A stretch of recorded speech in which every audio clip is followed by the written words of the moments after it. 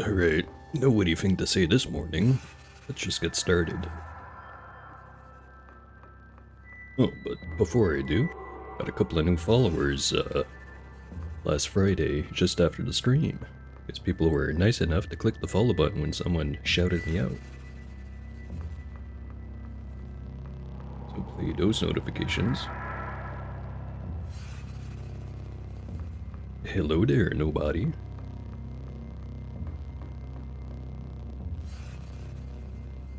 Alright, there's the notifications. Let's get started.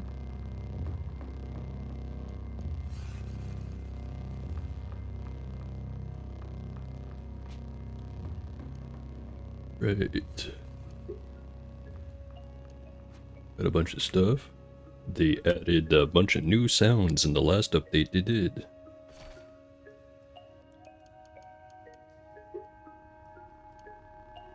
First most noticeable one is whenever I look at something. This is the regular sound when I talk to a sentient being. Whenever I open something like that, except not in a trade menu, it does a different sound now. If I remember correctly, I was gonna leave the shopping to this session because I had to run away the last time.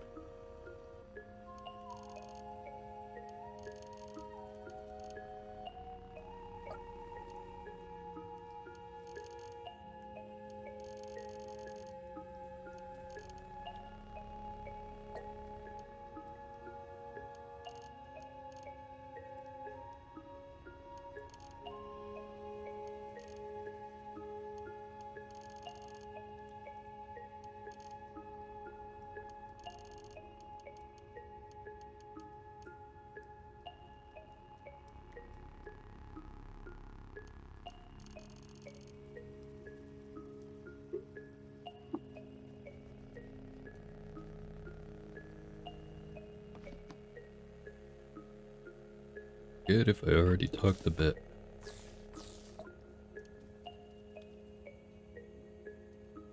He doesn't have anything I want anyways.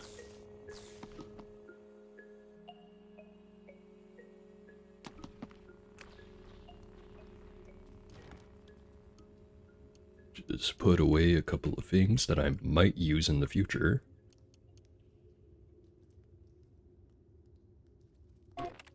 And I forget.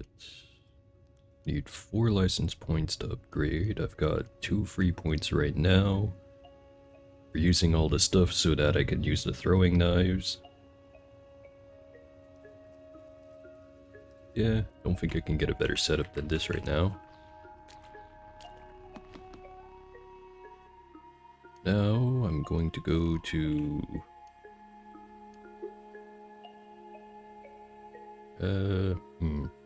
probably the still.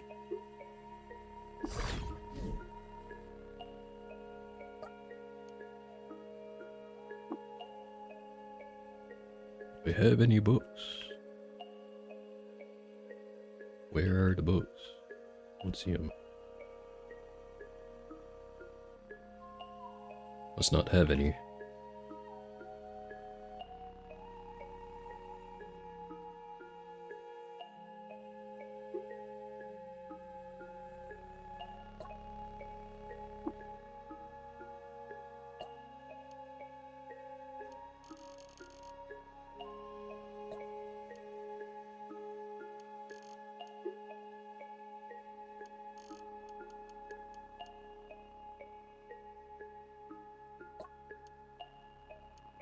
Ooh, Sunslag.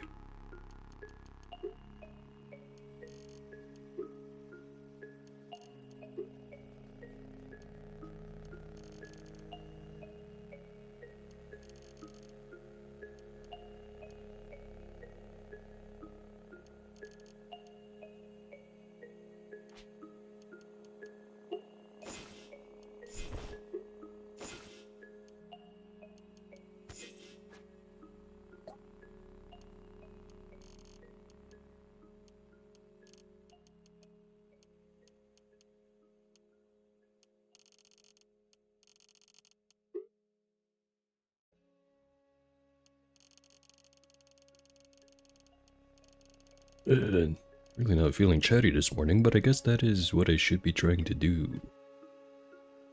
Which is have a big sip of coffee first.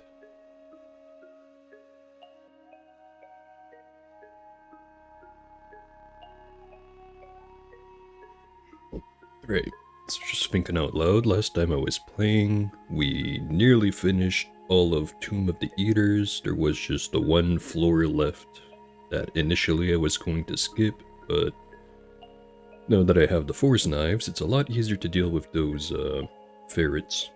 So I'll handle the ferrets, and then I also had the Cherubim in the first Sultan tomb that was not very pleased with me, which was the initial reason that I got the Force Knives in the first place, because my guns were not working on them. Hopefully the knives work, because otherwise that might be tricky.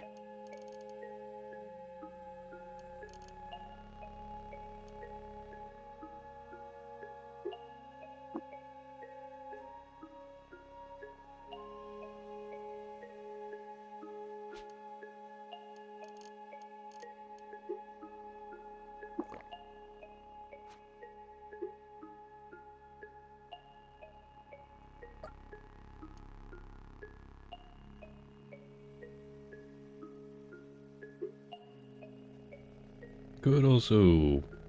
Well, actually I don't need grounding shunts. I do have a bunch of rubber gum injectors. Which, if I remember, some of those Cherubim had electrical generation at level 10, which is kind of spooky. And also, I think I was trying to buy a shield. I'll go back to the Tillies.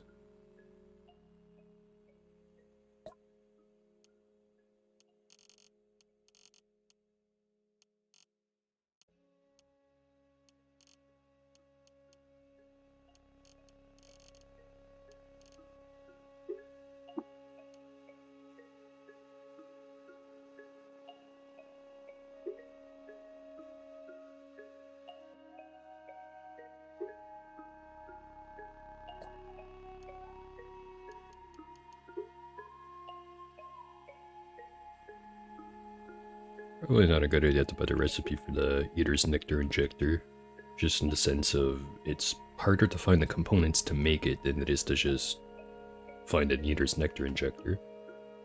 But if we do find one, I want to have the blueprint.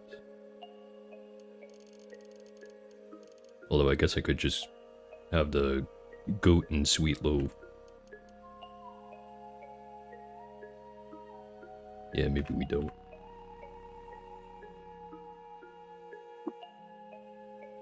And I forgot the layout of this place.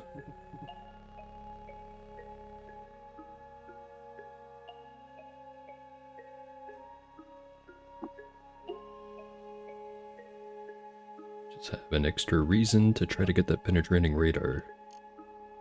So it'll make exploring all of this stuff again that much faster.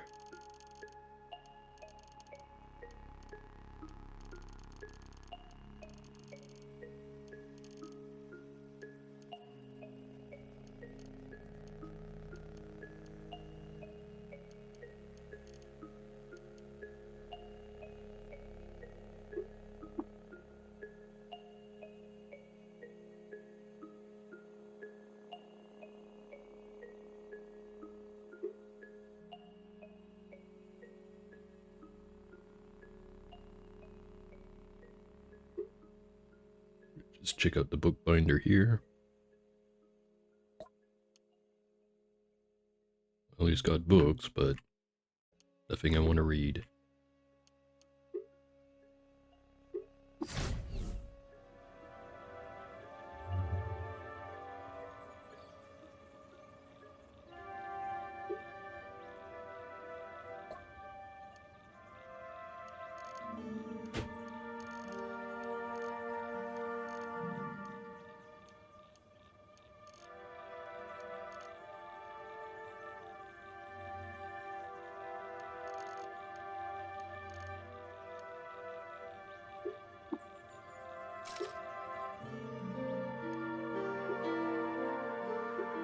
Yakuka next.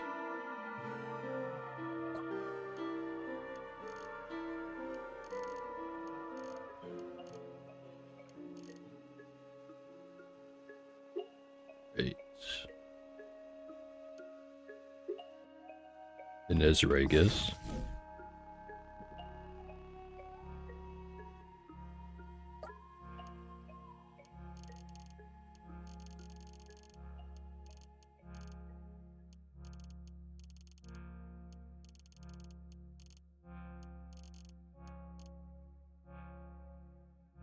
I think I'm gonna stop even bothering to go to Six Shrew. He never seems to have anything. Of course, the one time that he does have something, I won't be there to be able to buy it. What a conundrum.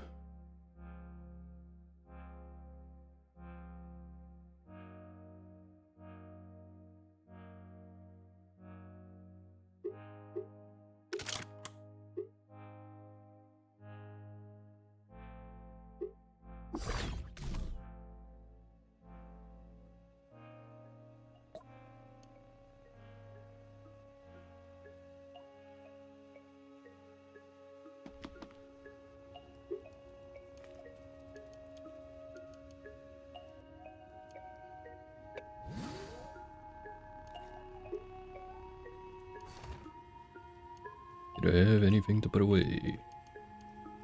Probably the brain brine, actually.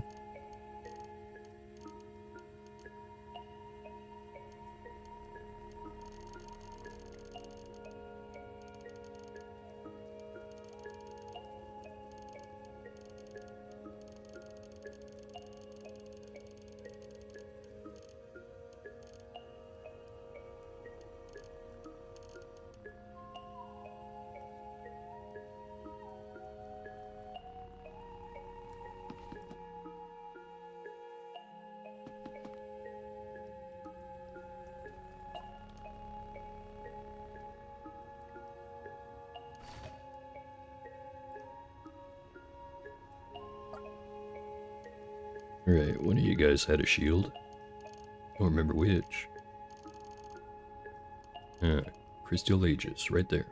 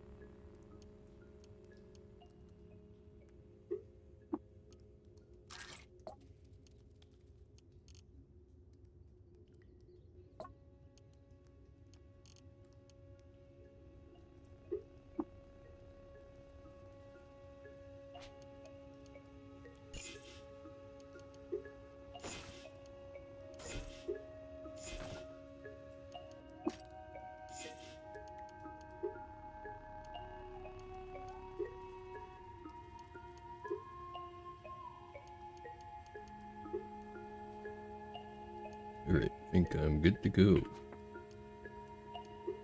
Recoil right on back to the Tomb of the Eaters. I think it's the one with the biodynamic cell. Yeah, it was.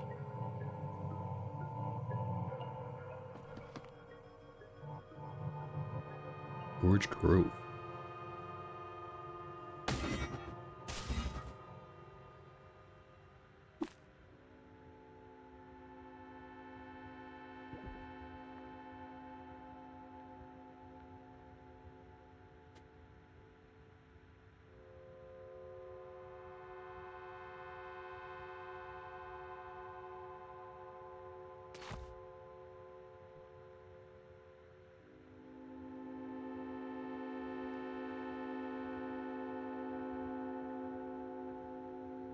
So the left side of Persang is fully explored. This is the side of the building that it defaced the hell out of.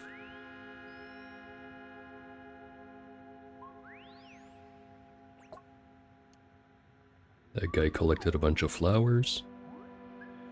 Good on him.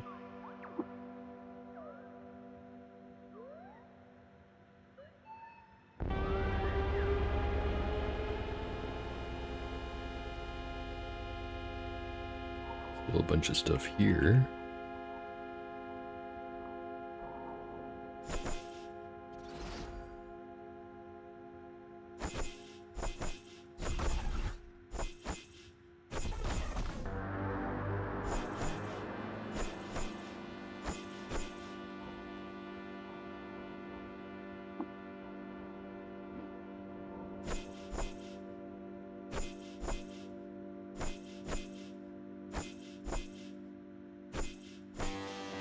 Okay, got him.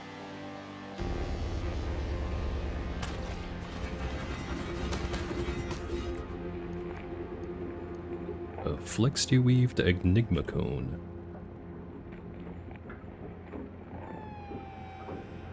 Don't think I'm gonna be wearing that, but I will take it. Actually, on second thought, it's the 8 and -3. I've got 23 armor right now. I'll wear it for a little bit, see how it works. Well, I already know what it does. It's... What level of confusion do I have? 6.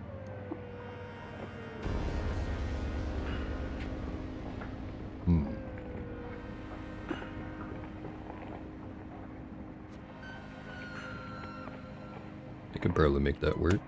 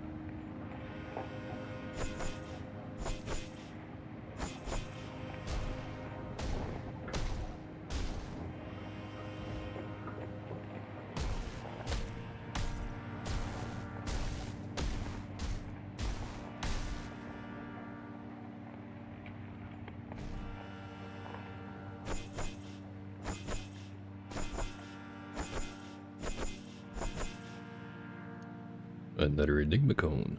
A gigantic, sturdy ogre fur hat.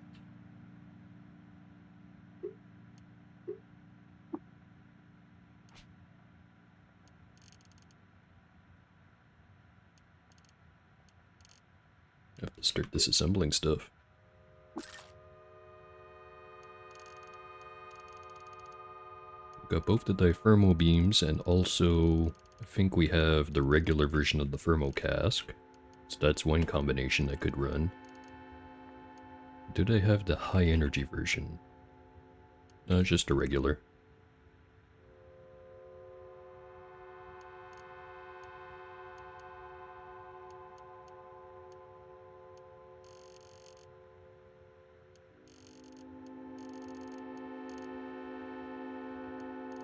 If I remember right, I was also looking for Nasham, or Nakam, whatever way you pronounce his name actually. Give us a very special item.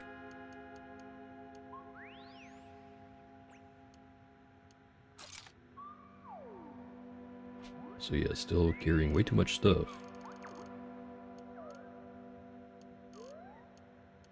40-pound hat. And the Enigma cones also weigh kind of a lot. I could just teleport right back out. Go bring this stuff somewhere. I could just equip the trash barge.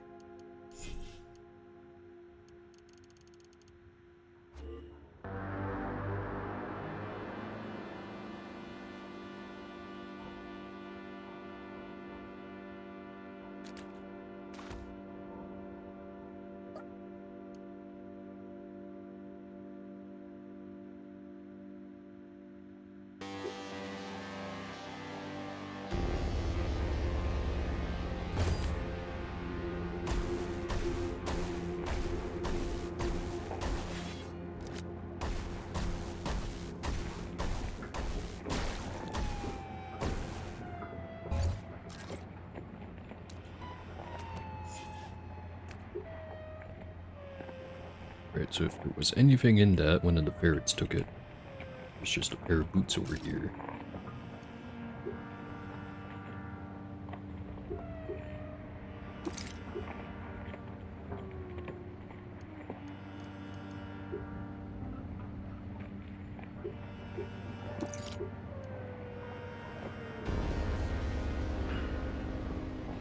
Oh hey, there was a cybernetics credit wedge over there, so I can get one more point.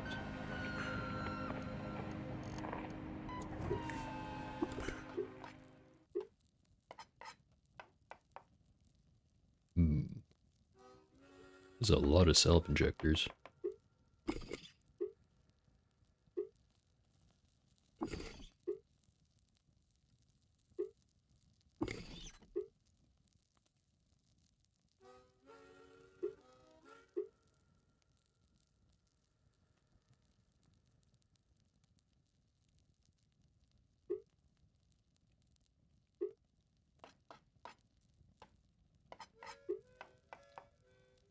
Let's see what we can make. We had those 3 things I picked and a cadmium grave robber's right hand. Probably shouldn't be eating that. 4 strength, 4 willpower, and reveals a secret. Discovered the location of Alarkabal.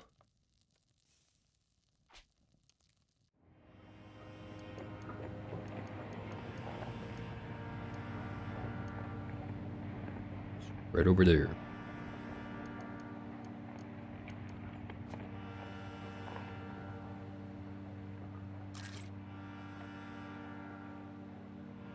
We took an antimatter cell.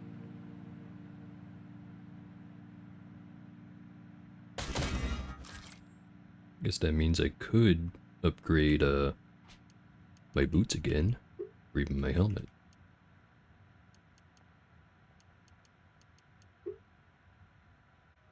Those are already spring-loaded and have cleats. Could do something with the exoskeleton. Could reinforce this thing, but I don't think it's worth it.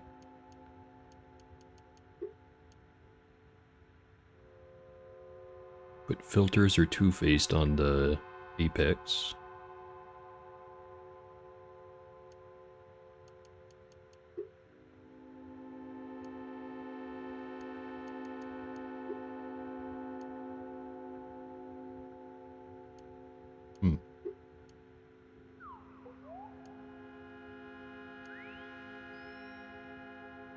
Don't want to mod any of that.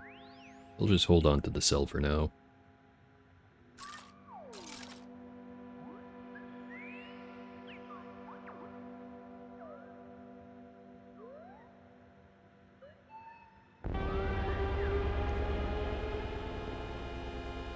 Looks like I bought that Crystal Aegis for nothing.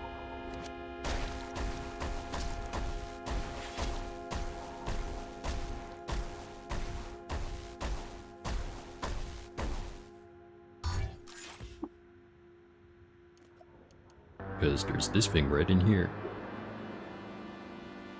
Grants plus 100 or plus 250 reputation to birds. Oh, Hater Coast. Hope you're doing good. I'm doing pretty good. So hopefully everyone's doing good. Sip of coffee.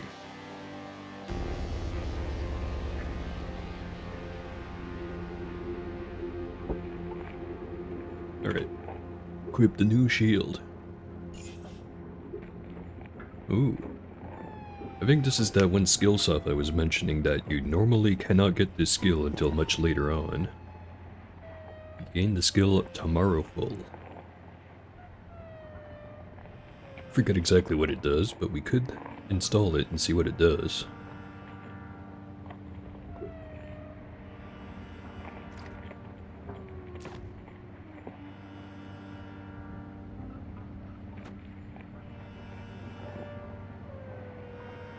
Fall down a deep shaft.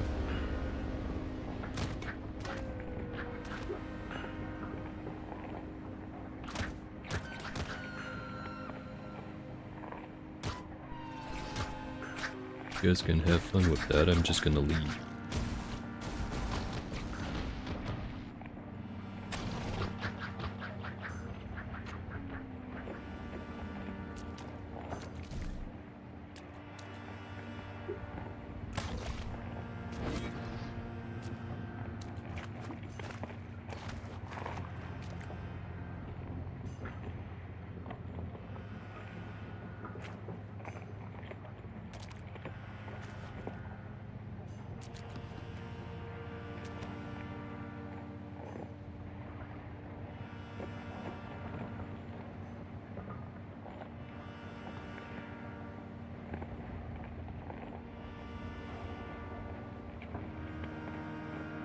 Is this where I was? Actually, it is.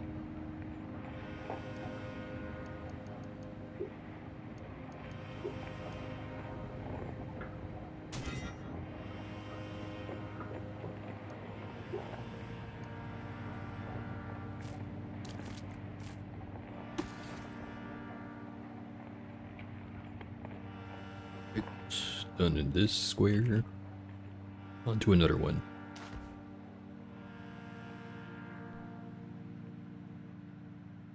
This doesn't seem quite right.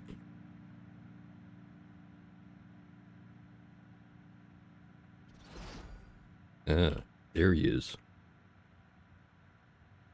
Nakam.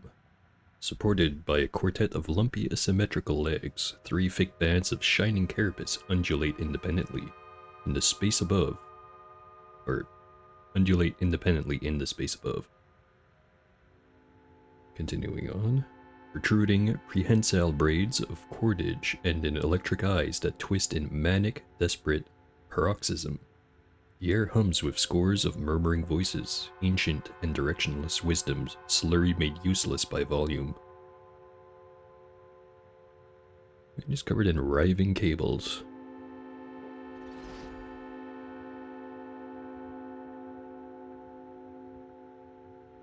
A lot of dudes around. I'll have to wait to go talk to them.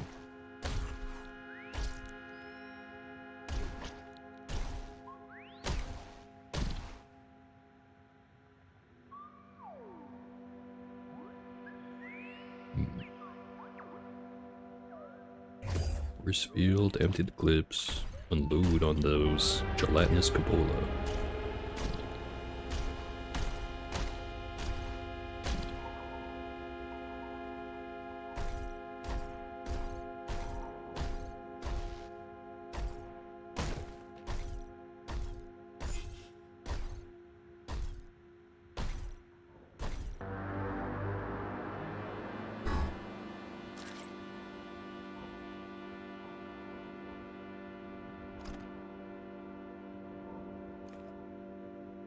A slender painted Eigen pistol. In 4799 before Reshef dates a second when a decisive victory against the combined forces of Mamish Hall at the Bloody Battle of Pawan. I think I already read this one like 7 times. Wait, let's fight this guy. By fight I mean just shoot at him.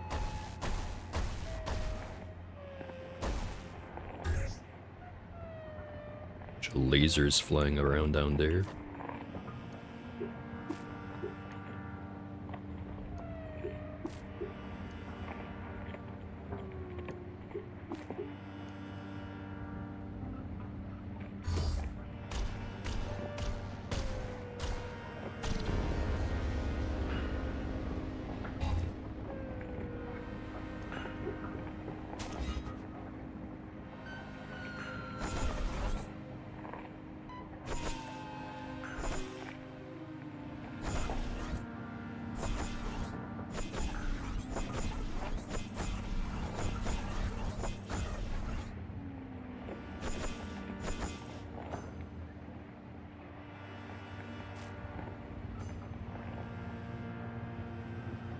Sure, it's a Vanthapud underneath the flowers.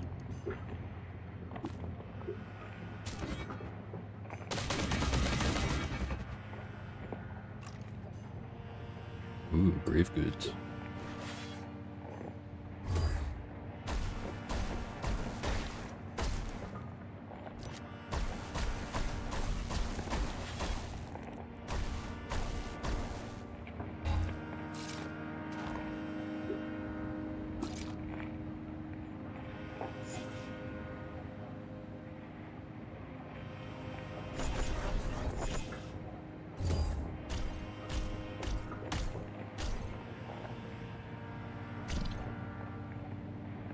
hell did I kill over there?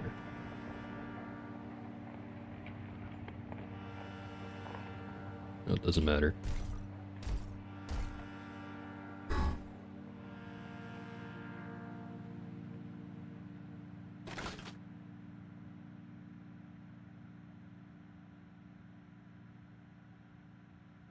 Picked up a whole bunch of ammunition.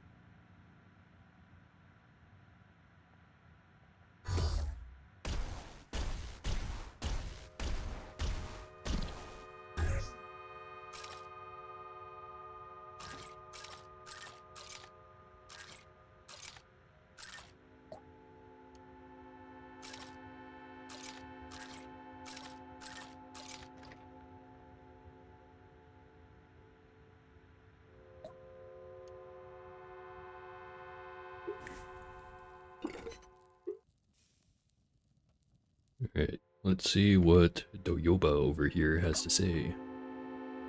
Welcome, climber. Live and drink. Needest thou a place to rest and sup? It's trade?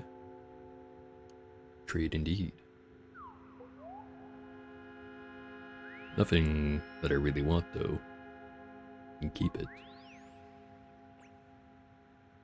I'll tell him that I seek a use for this repulsive device. By her light, it's ghastly. May I touch it? You may. Doyoba's face crunches in pain as Aid communes with the device, before finally pushing it back into your grasp. By her light, that was unpleasant. How it twisted and turned, leading me to visions of Nakam's past, scraps and flashes. I can discern only glimpses of significance. Once a creator and innovator, can these parts of itself return intact under the device's influence? And thou send this void away, hast thou lost a part of thee? Not quite sure what that means, but perhaps we will find out. Alright, where'd that little bugger run off to?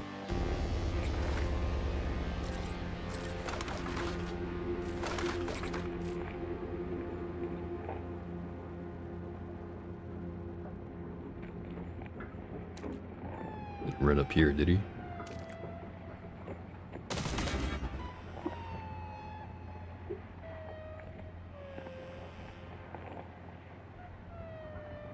Maybe he fell down the hole.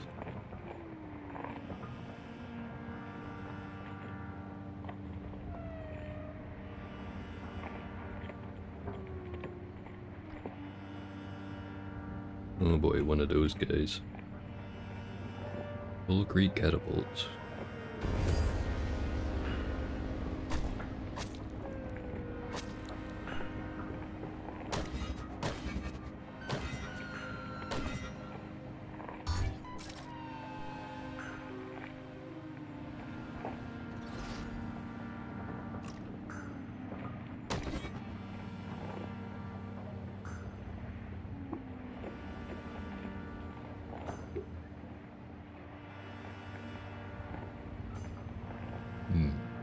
Don't see him anywhere.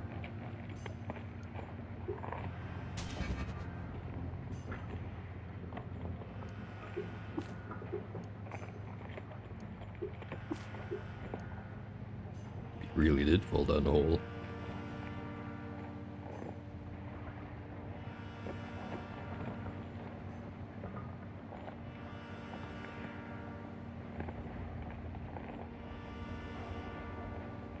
Be down here.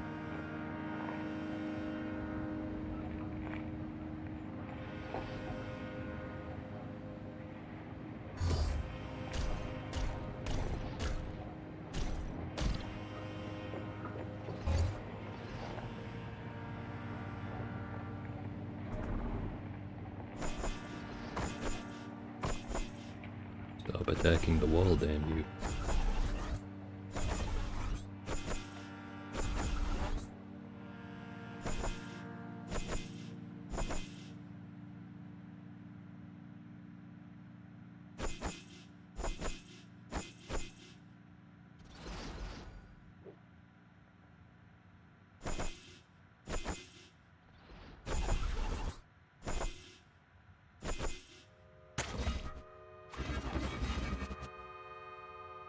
Maybe I'd be hitting better if I used defensive stance.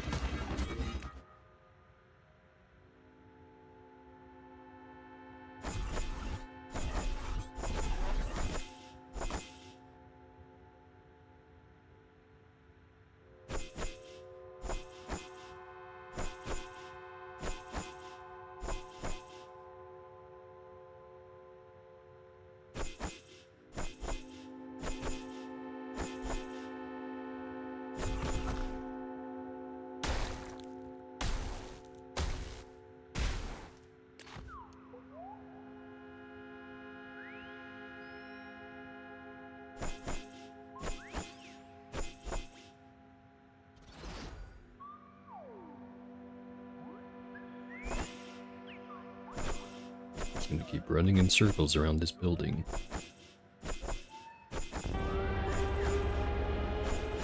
Sorry, not building. Tomb.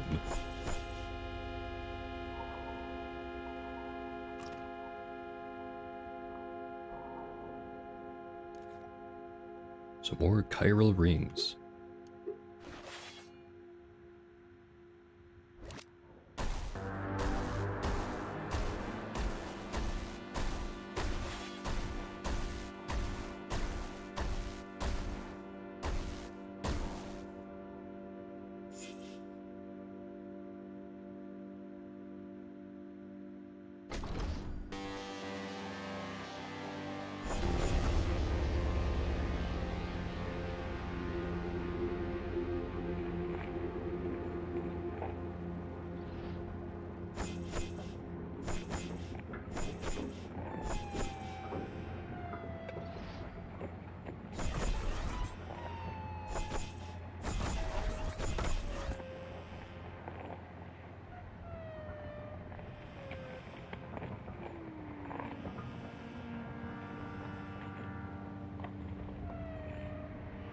Right, so it's gonna aggro both of them as soon as I open one.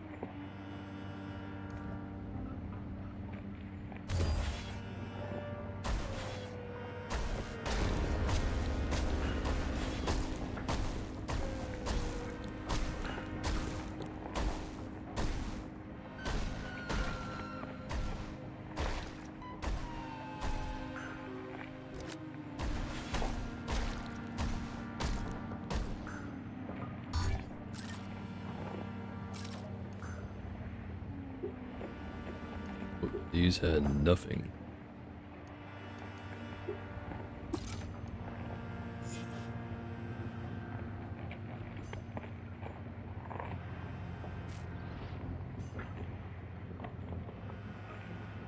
Rocket turret tinker. You know what? Deploy a couple of those.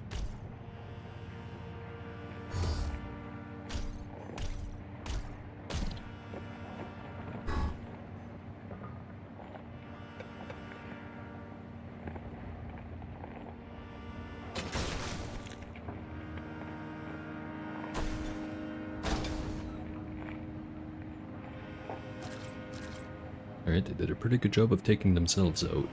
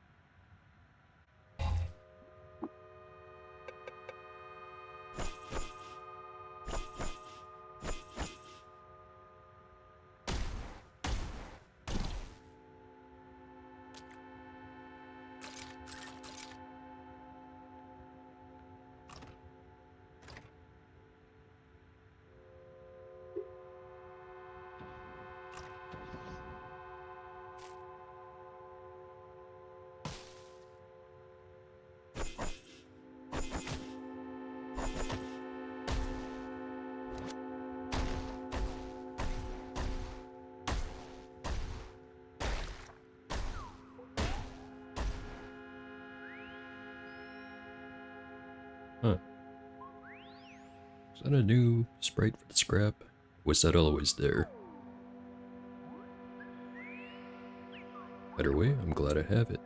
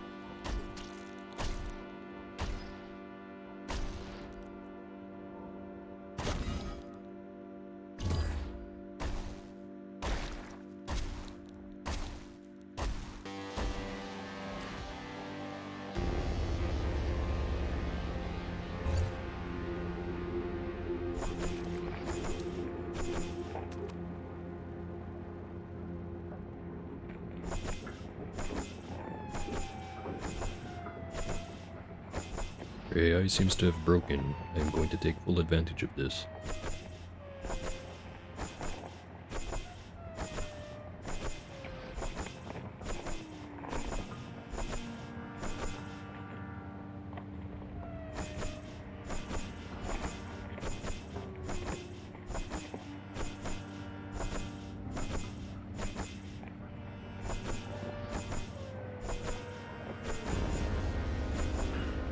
Why am I overburdened? What's going on? Oh, I have a missile launcher. Fix that problem.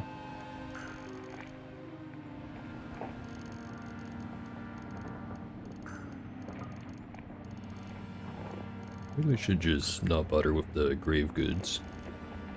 They're very, worth much.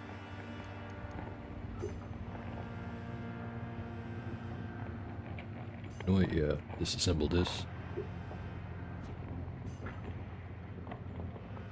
Or I won't, I guess.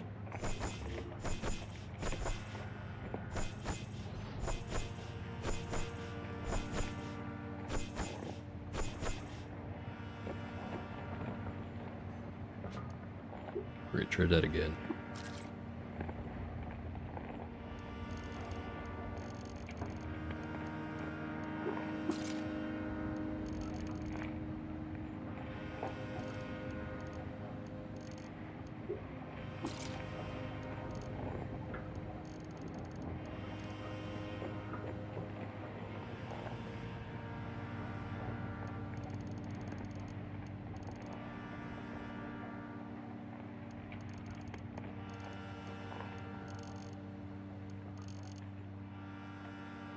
Right, slowly running out of inventory space again.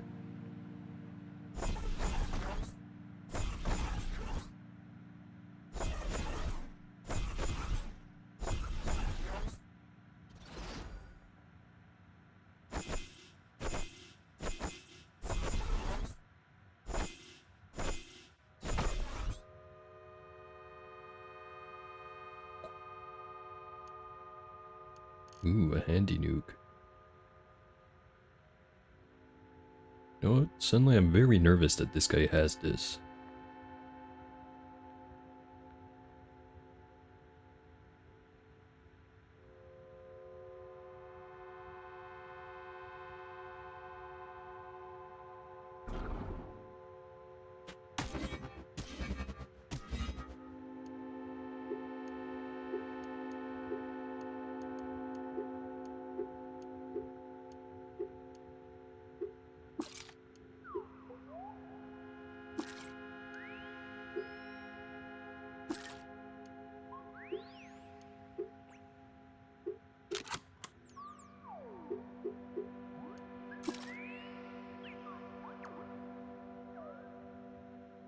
And now we're carrying too much.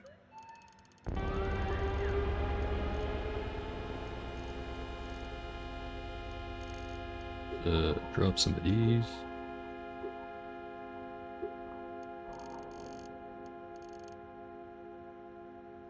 Should just get rid of the gigantic hat, really.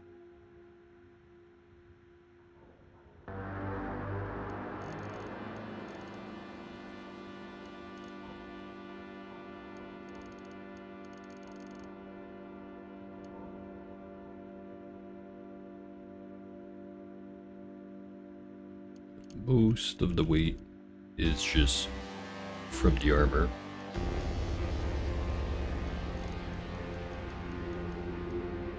Think about it, can I make some more floating or negative weight spheres? I can. 1, 2, 3, and 4. Right, that works.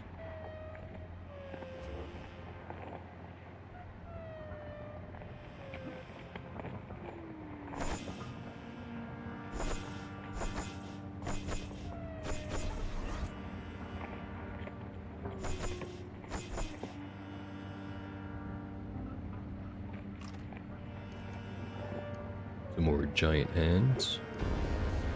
And an arc winder.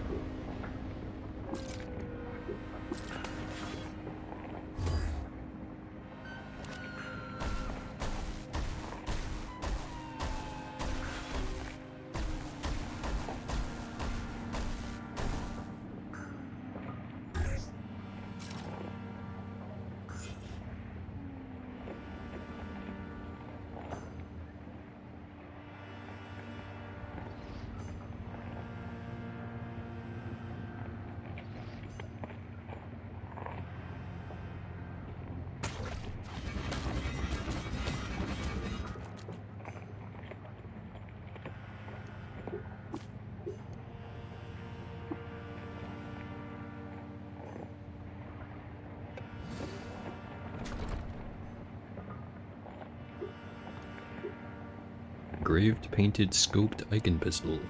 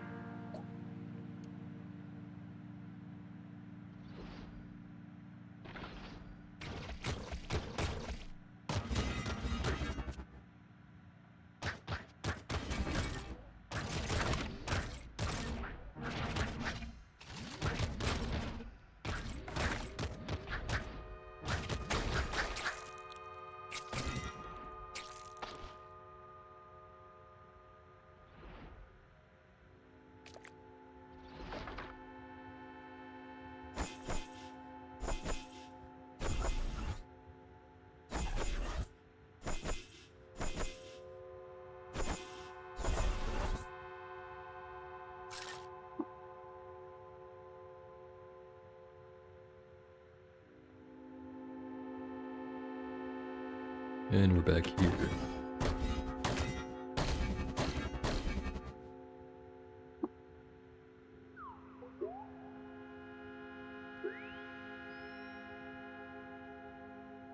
Okay, so I just have to find wherever the heck Nakum ran off to. Give him the device. Then I'll have my item. And I'll actually move on from this place.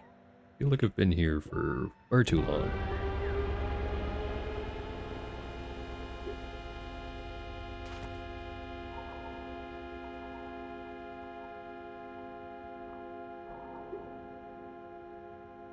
I wonder if he shows up in the interest points, or if I'm just doing it wrong.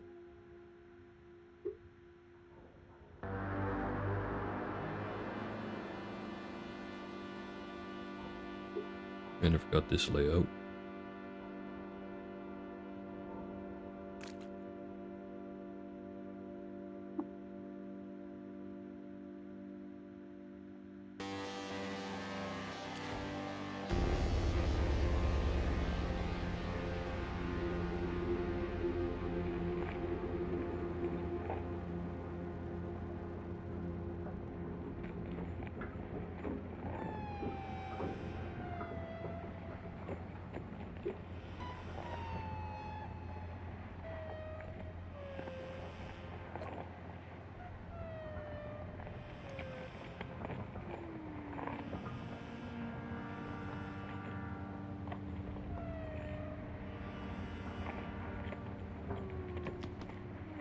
Oh, he did just go down the stairs.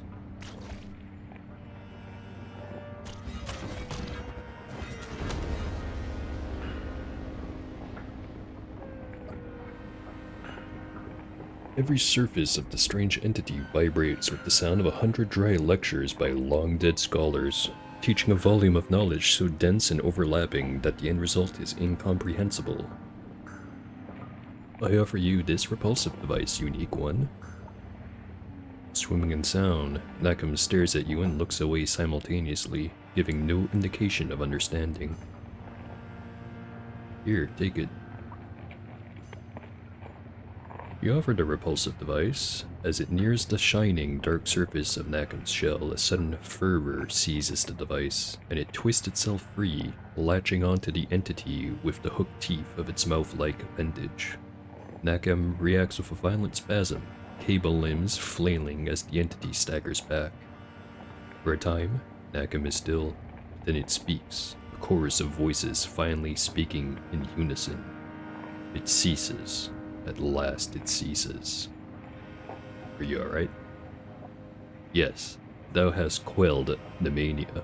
I can focus. I can render sensible the things I have seen and heard now, though I remember little of my time before the mania. Was I artisan? Teacher? I possess great knowledge that this shell twisted into a prison. I thank thee for the gift of thy untwisting. And what are you gonna do now? The Mapango have cared for me whilst I could not care for myself, giving me the only name I now know. I will stay to help them. This chassis is a prison no longer, and perhaps deeper truths may yet be found within it. To thee, new friend, I offer a piece of this former prison that thou mayest find useful, along with my thanks. Live and remain free, Nakam. And that's the quest, freeing favorites. We got the ribbon.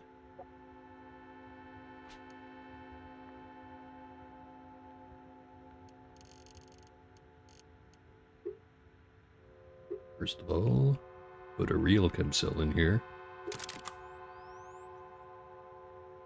A curtain of Fremming cables make a mantle of hunched shoulders. They pitch at neuronal frequencies long dormant. When powered, this item grants a 40% chance that a tinkered item will have a random item modification. This may include item modifications that aren't normally tinkerable. Let's recall the story. We once built alongside a people we remember little of, the memories of whom can no longer be distinguished. They showed us the fabric of knowledge, and we built a loom. So many beautiful things we spun all together. Was I trusting? I believed myself aware. Perhaps it was not my trust that was misplaced, but my mistrust. An ambiguous distinction, but a distinction nonetheless. Regardless, we were betrayed, brought low by one of our own. It's been a long time since then, but once again I awaken by your hand bearing new knowledge. Sit, and I will build you a loom.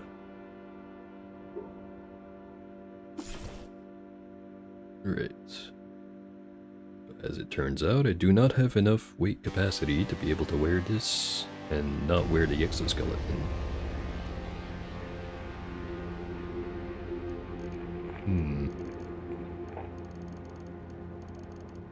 Anything I can get rid of. Nearly all the weight I have is in armor.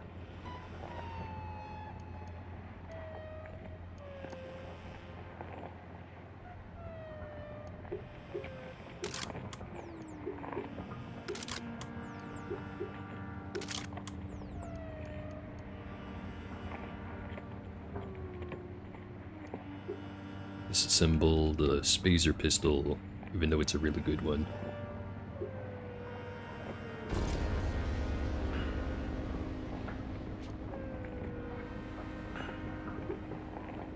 And, well, actually, I'll keep those ones for trading. I really don't need 5 bits anyways.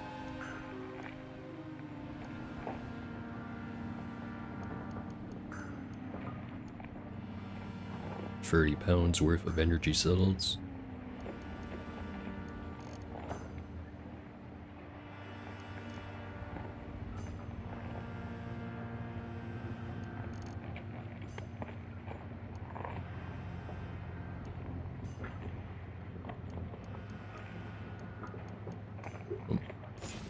Just going to teleport on out of here. Let's start with Stilt.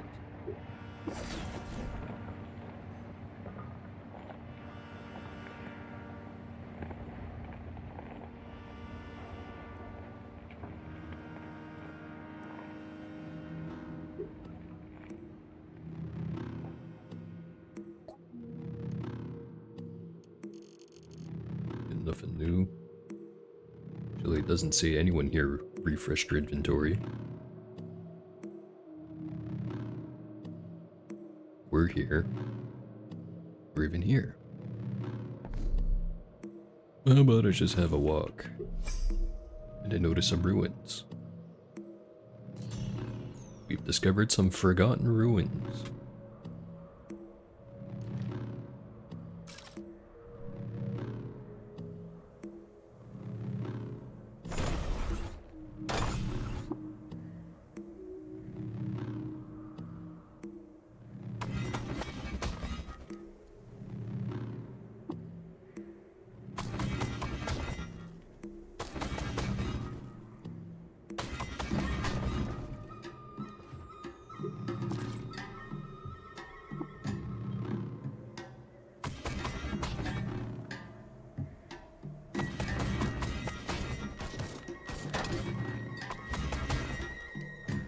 Graffitied wall.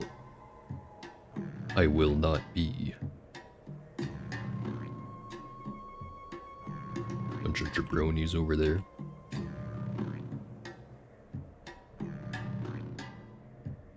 Mostly just a bunch of psychic thralls and that guy. Disliked by cannibals for eating all their fruit. Intriguing.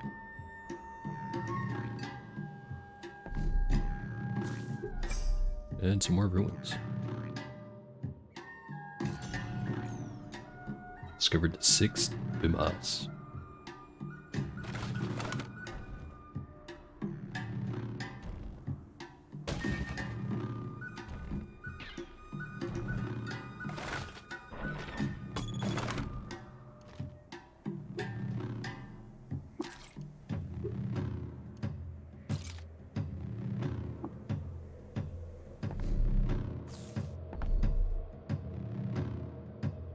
Turn in those couple of books I picked up.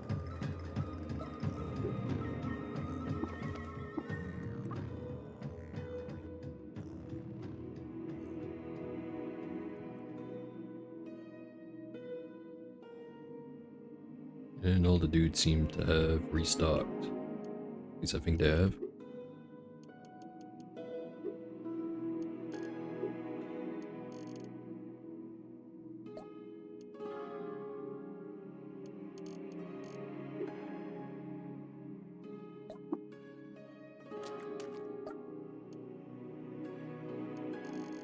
Oh, some of them restocked anyway.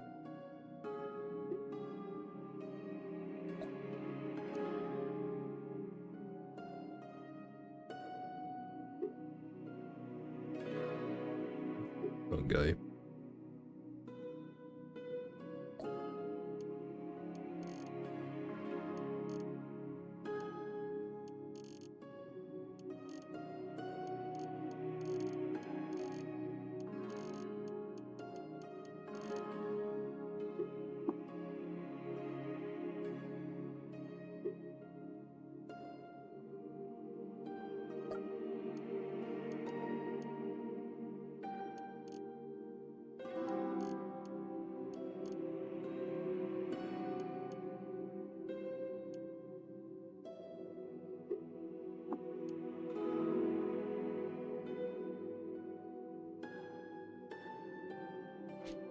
Alright, now I should be able to wear it.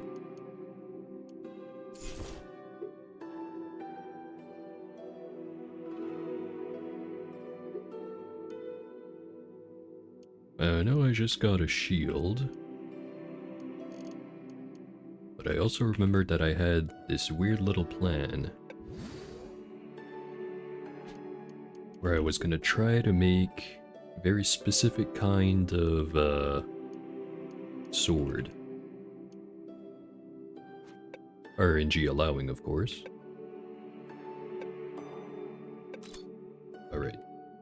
finally active.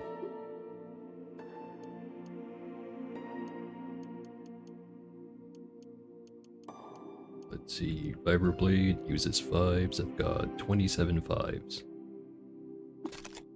Counterweighted Flaming, regular, regular, better regular, Flaming, Lacquered, Masterwork.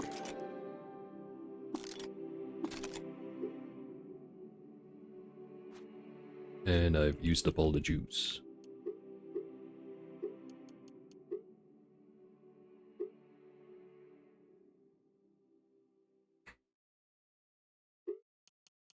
But you can just use a regular. Actually, use the biodynamic. You have the nuclear. You have the antimatter.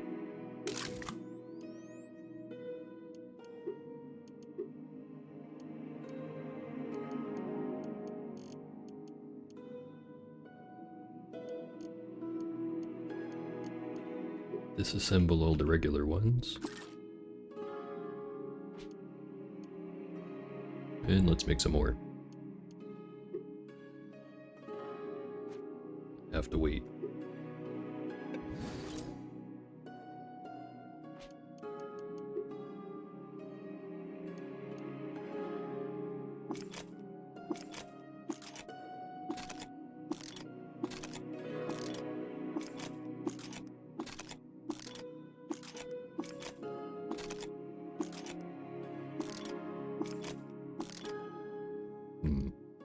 Not getting what I want.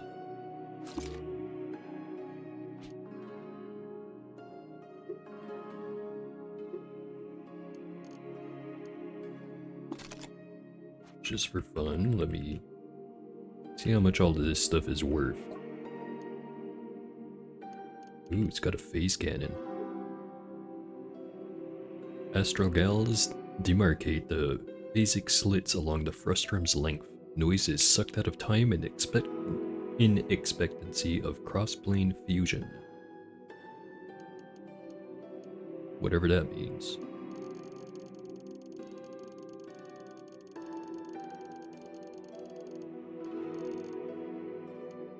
So a regular Vibroblade is 231. Most of the other ones we made are somewhere between that and 300.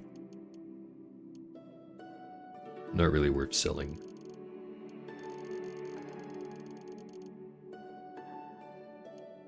I really wonder if I should buy the phase cannon. I know it's a heavy weapon, at least I'm pretty sure it's a heavy weapon. Don't have any heavy weapon skills, I don't think.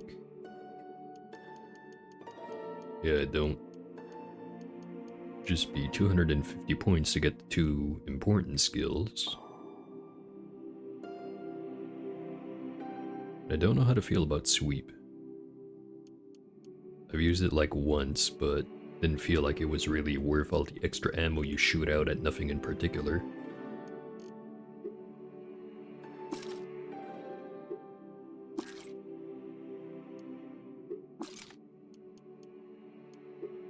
Oh, also, for people wondering, the Vibroblade was trying to make was gigantic. Which I think you can tinker that up, theoretically. Just have to keep doing it.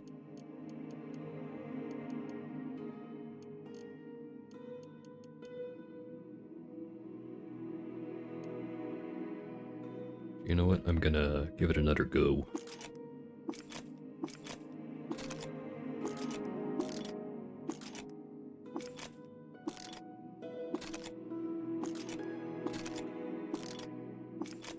Jewel encrusted masterwork. Eat.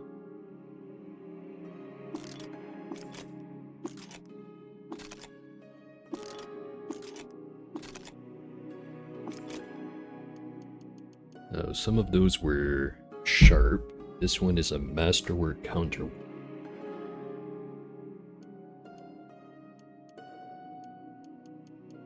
Masterwork just means double the crit chance, which stacks very good with precision and on fingers, but I still haven't found any of those. Assembled all the regular ones. Assembled the freezing. lacquered.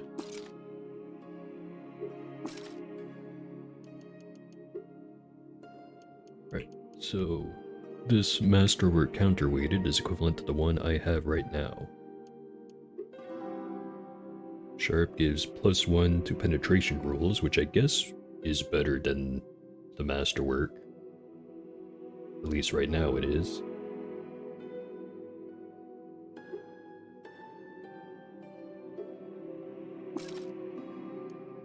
So there's a two sharp counterweighted actually.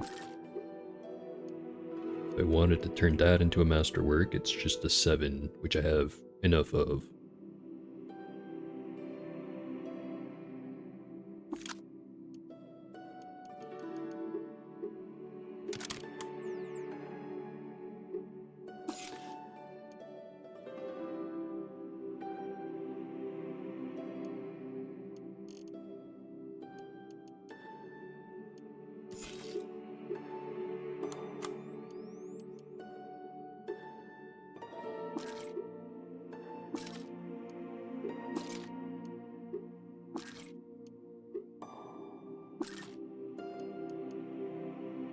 Still have the jewel encrusted one.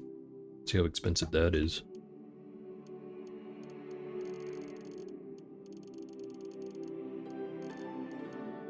$1,386.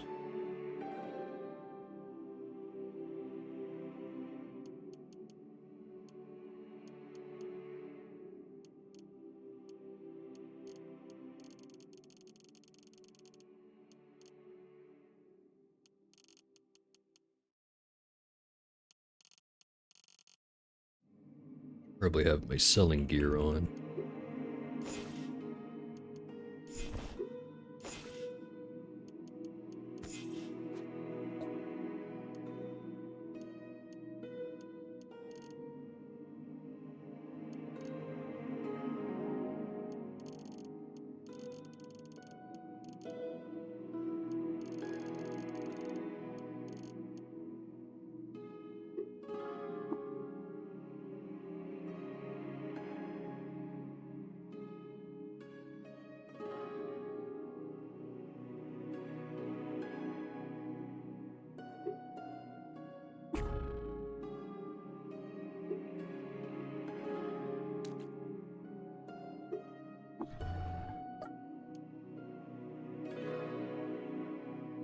Finder never has anything. It's disappointing.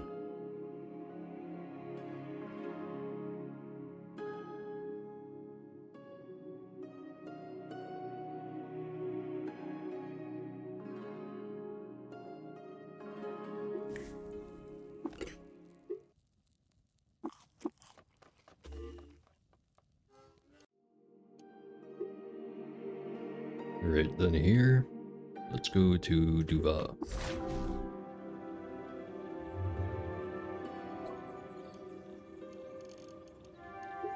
Airfoil.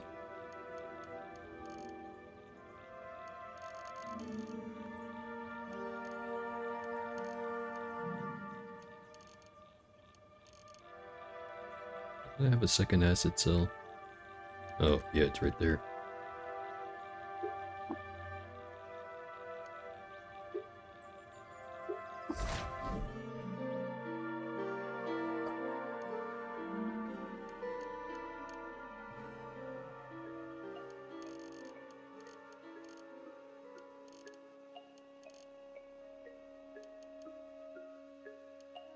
I'll buy the anti-grav boots just to disassemble them.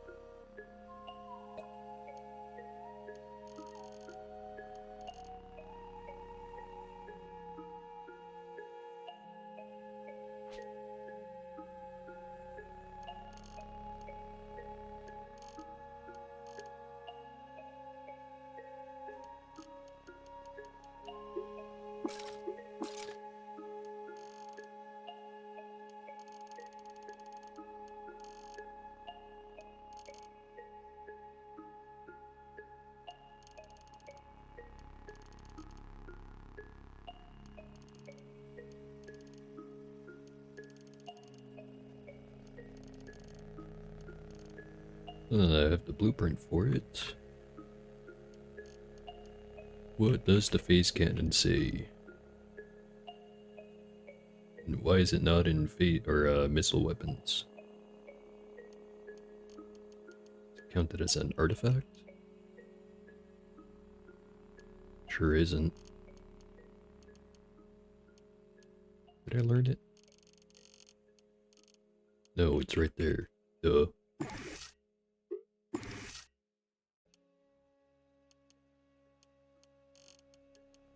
Phase cannon, heavy weapon.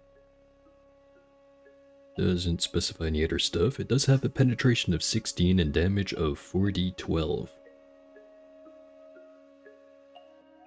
It's a lot of damage.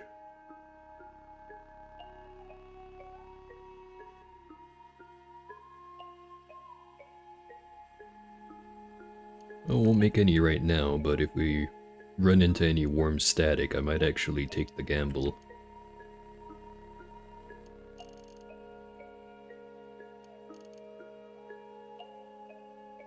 Yeah, and I'm thinking, since I've got everything needed to set it up, I could get some radio-powered antimatter cells, put it in the phase cannon, and have like 4 phase cannons, the giant hands, and the gun rack, and then I could have 4 phase cannons at the same time. Which normally the big disadvantage of that would be the absolute ridiculous power drop, but again, I've got antimatter cells. But I don't know, maybe it just works better in my head than it actually does in the game. Not like I've actually tried it. Yep. Then after that, the only decision left to make is, do you want a Cathedra or do you want to use the Phase Harmonic Scope? Actually, no wait, you can't use either of those because you have the gun rack. Well, let's just say it's one of the ideal Truekin builds. It's hard to pick just one, right?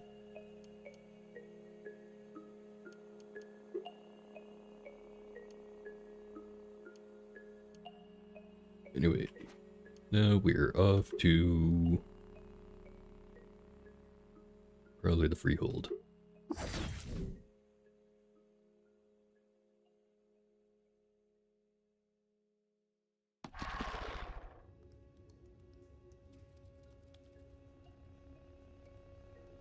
Huh. I just noticed over here it says that there's a Gutsmonger.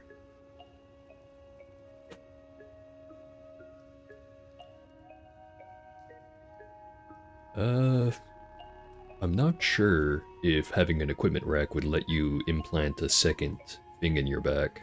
Don't think it works like that. It'd be really cool if it did, but I don't think it works like that.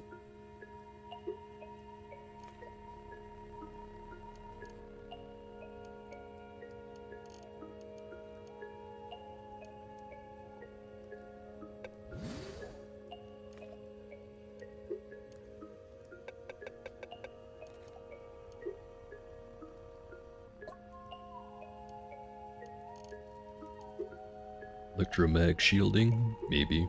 Nulling? Yeah, sure. Bunch of 6s, a bunch of 5s, a 7, but no 8s.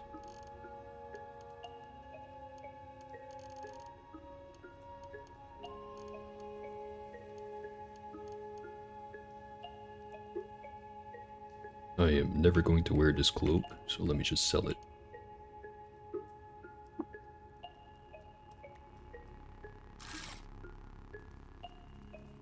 I think I can actually go test it right now. Don't think I have a gun rack though, but I do have some other stuff I can put in the back slot. Why the hell is it dark over here? Oh, right.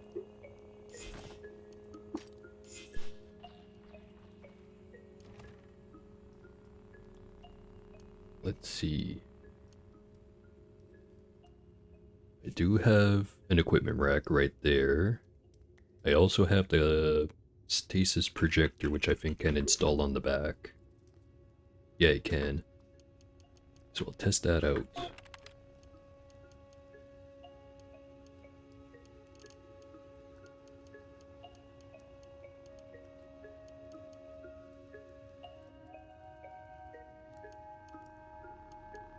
was just uninstall a couple of things for now to make room. Equipment rack on the body. And hold on, let me see what I have right now. Now on my back I've got the phase adaptive scope. Take off the head thing and see if it'll let me install something on the back again.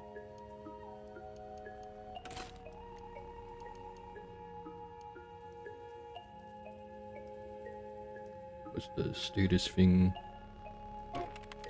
Or stasis thing, I mean. Right. Oh yeah, does not work.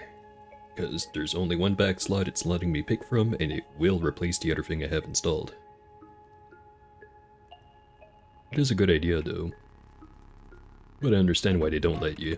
It'd be kind of ridiculous if you could.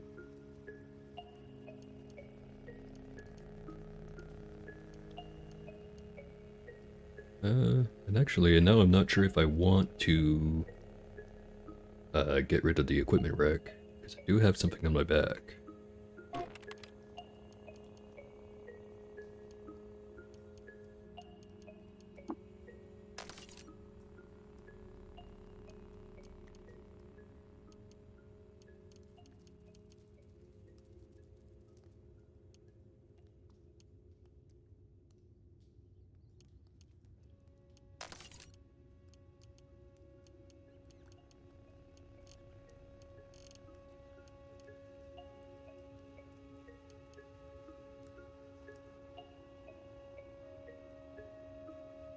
Right. Well, I could just use this on my head and not bother with having the, what is it? Cranial skull plating? Whatever it is that prevents you from getting stunned. I like having that one just because sometimes silly things happen. Silly things such as getting punched in the face once and then your entire health bar goes down because you're too stunned to react.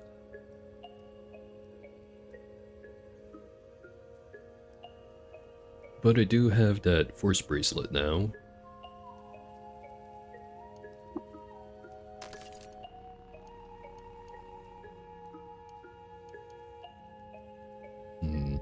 Anything else to replace? Oh, hey there, Maniacal. It is a very happy Monday.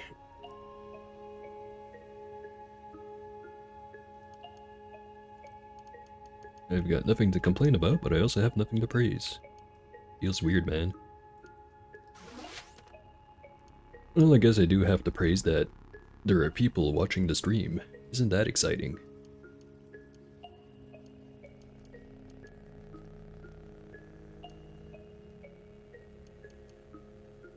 Alright. So I think this is the setup I'm gonna use.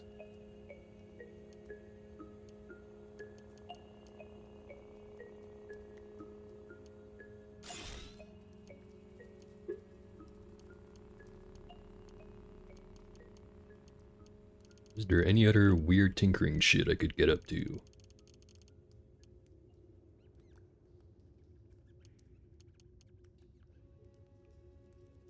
I could just build and deconstruct antimatter cells up until one of them generates with both high capacity and radio powered on it. But that sounds a little too cheesy.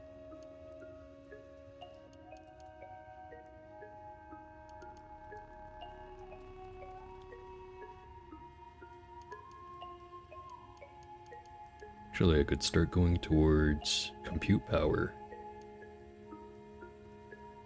But I have nothing that uses compute power. What a conundrum.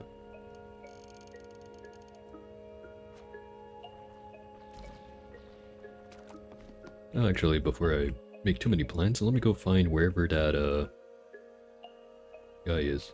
Also, I left a plastifer jerkin just right here. That's the house of everyone here. Okay. Explore here. Dawning 8.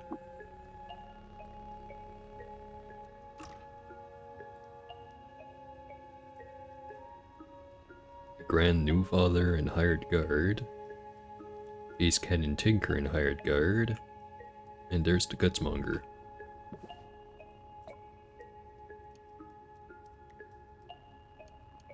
Stasis Entangler, Optical Multiscanner. I forget. This is the one that puts in stasis everyone except for the guy you selected. Which could be pretty good.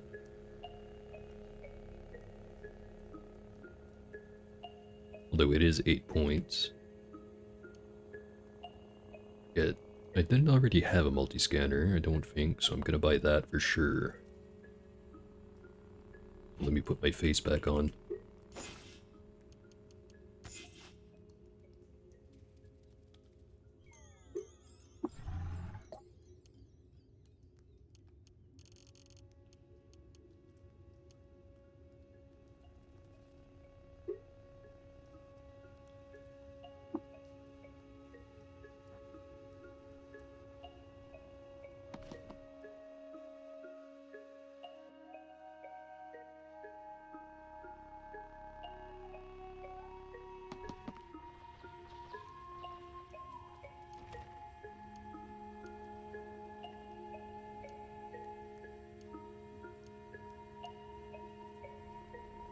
Alright, and I also wanted to check out this skill, Tomorrowful.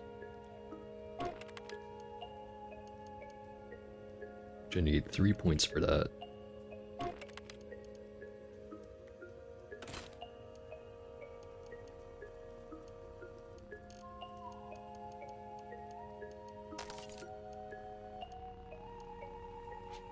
Let's see. Non-linearity. You extend. Your precog visions last twice as long. Yeah, actually that's really good for if I'd ever decide to use those brain brines again.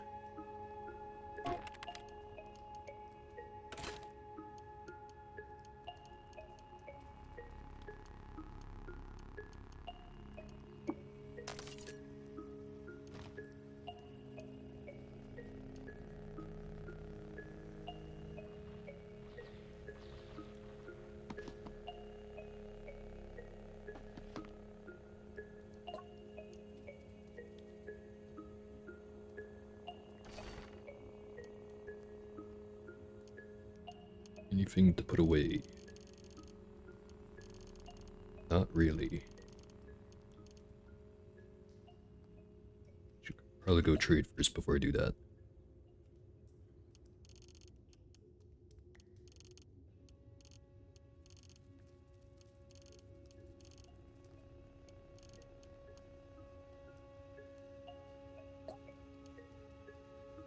Drop a nectar.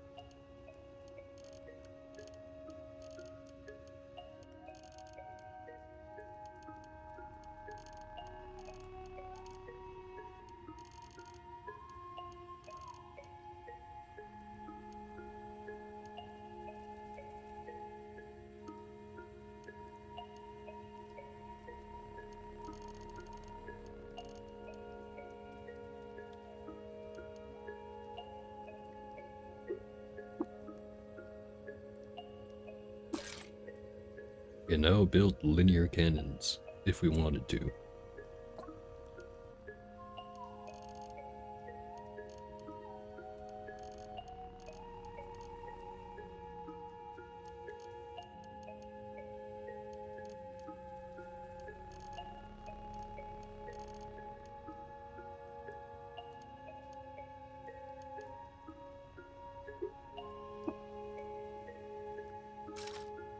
Alright, extra trade goods goes right in here.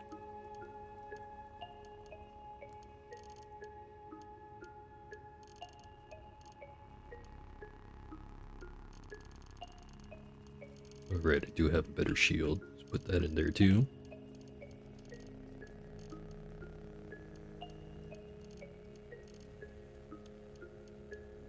I'll hold on to the gems, since they don't weigh much anyways.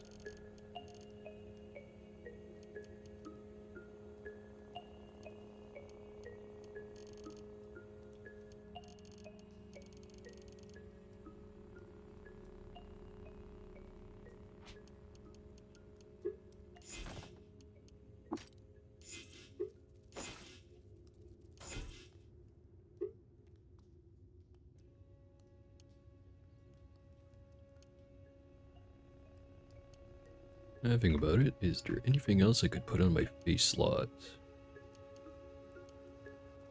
Because if I do, I can just mod my Zetachrome Apex to be two-faced.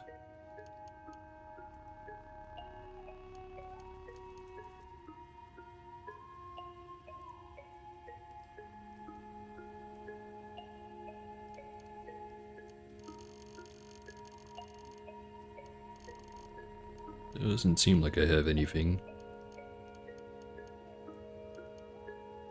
A couple of more of these.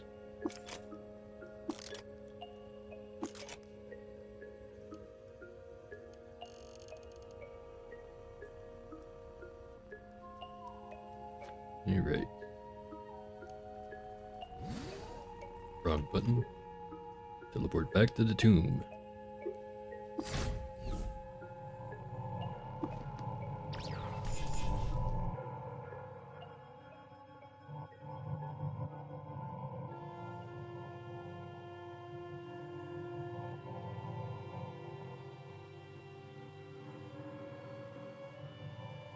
Something right over there.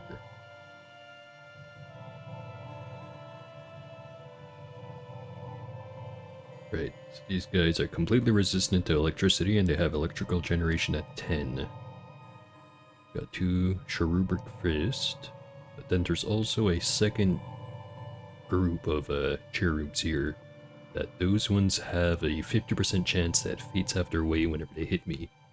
So hopefully they don't have ranged attacks because fates have their way is one of those really weird status effects because it applies a status effect from a random list and it can be anything from very minor debilitations to very major debilitations. Chaotic Frog Cherub. Creature belongs to the caste of Chaotic Cherubim. Whenever this creature is about to take damage, there's a 25% chance they blink away, and whenever this creature attacks, 50% of the time the fates have their way. Reflectively shielded. Same thing with these guys. Anyway. Not have a thrown weapon equipped.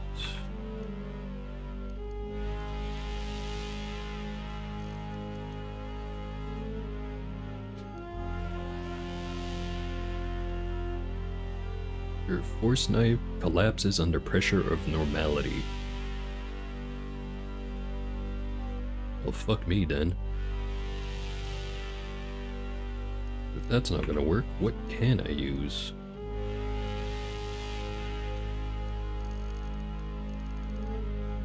Maybe a really good grenade.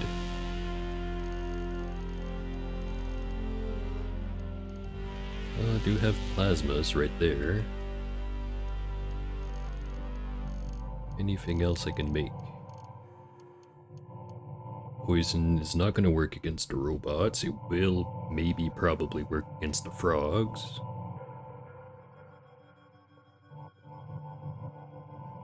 I'm thinking plasma and thermal is the best bet, even though I only have thermal 2s. But the plasma is doing most of the heavy lifting on that one. Though as far as craftable, I only have plasmas Mark 1. I do have 2 right here I could try to disassemble and see if it gets me the blueprint though.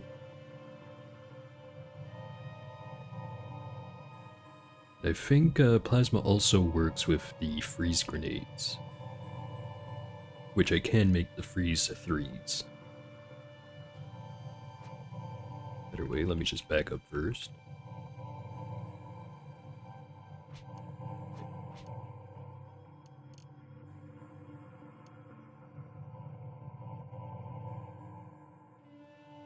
A rural enemy won't take actions if certain conditions are met.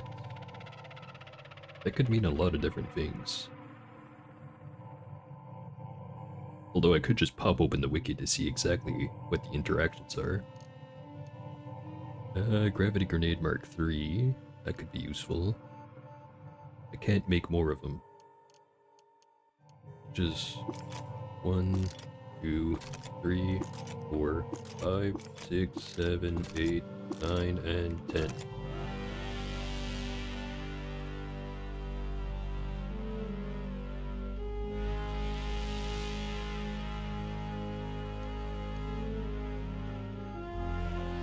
Can also just make some regular old high explosives.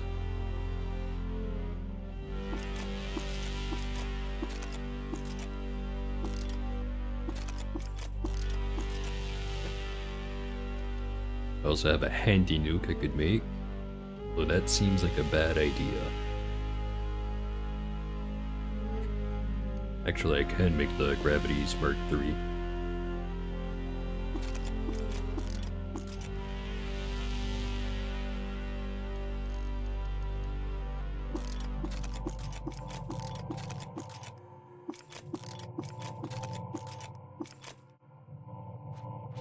Alright. Let's start off by trying high explosive Mark IIIs. 2 of them. Actually, I should probably make some more, because if I'm chucking 2 of them at a time, I'm gonna run out real quick.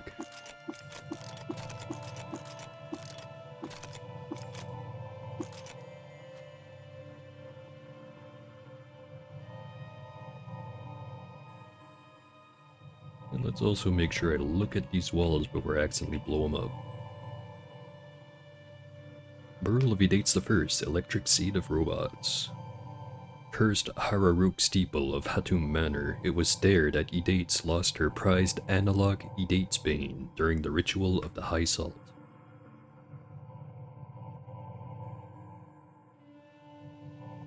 That one's no longer legible.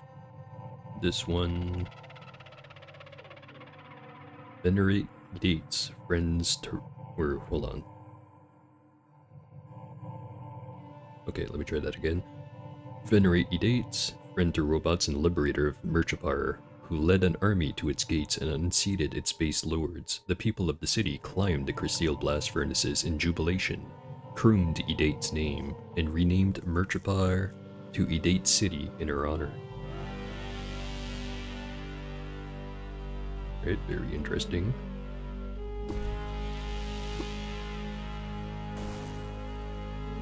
Right. Did not grab your attention. Now we did. Grab 2 of them. Alright. That wasn't supposed to happen. Let me just...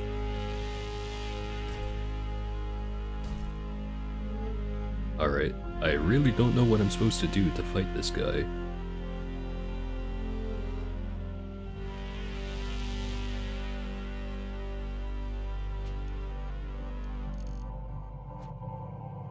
Maybe I have to aim next to him? There we go.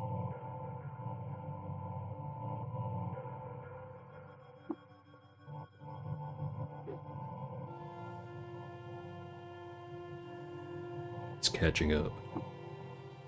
Cannot activate the thing. This might be a problem. Rubber gum. Now have full electricity resistance.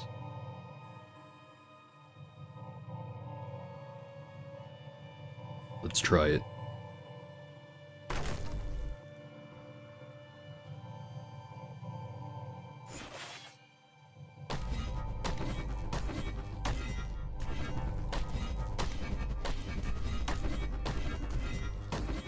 Alright, 1 down.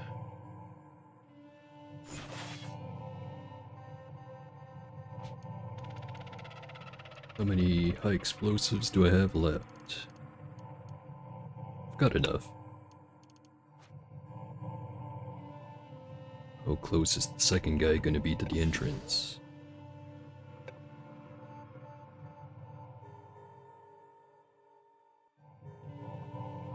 He just ran back. Okay.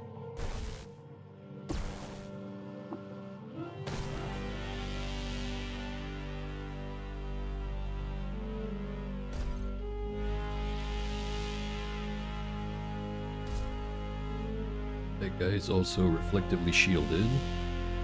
Aim right in front of him.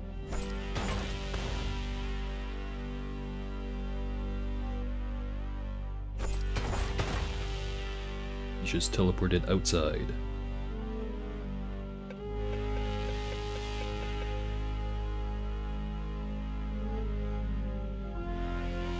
Ooh, that's not good.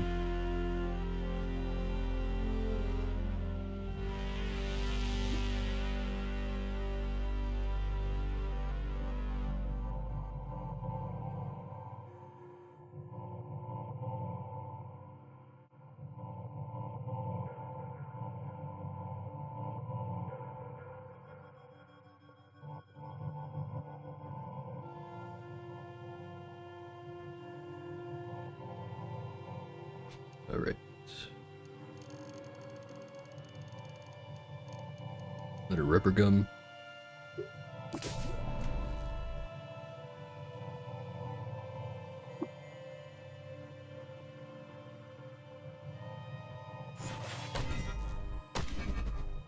Let's hope the second guy just doesn't show up, because if he does, we might be fucked.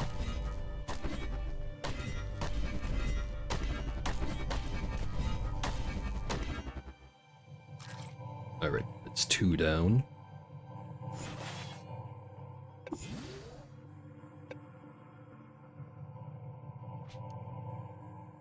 Now it's just the 2 guys who can teleport around the place.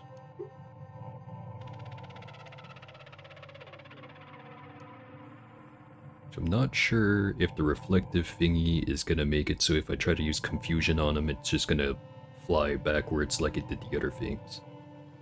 Although if I aim next to him instead of at him, maybe it'll still work.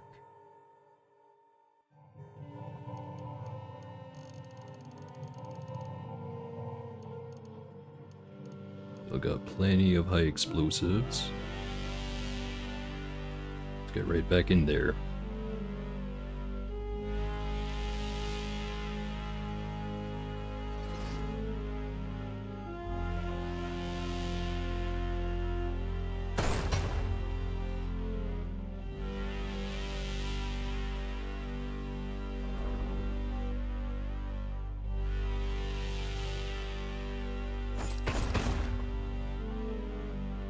Hit myself with that one.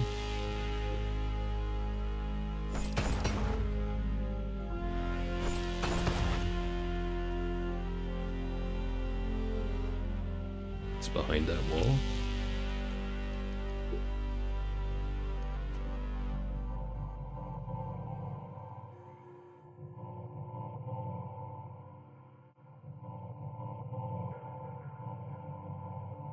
Shit. Is there anything I can use?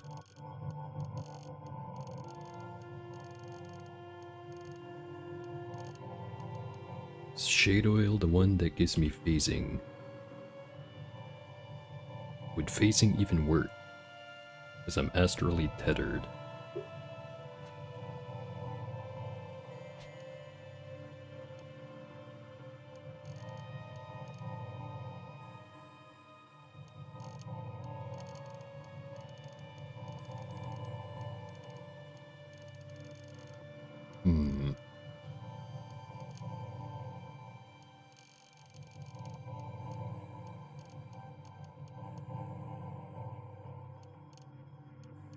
Let's Sphinx Salt.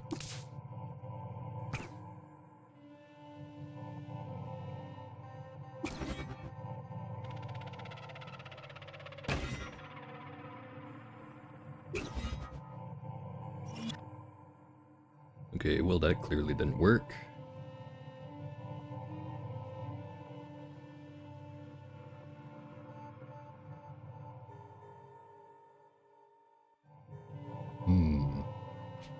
This guy is quite the problem.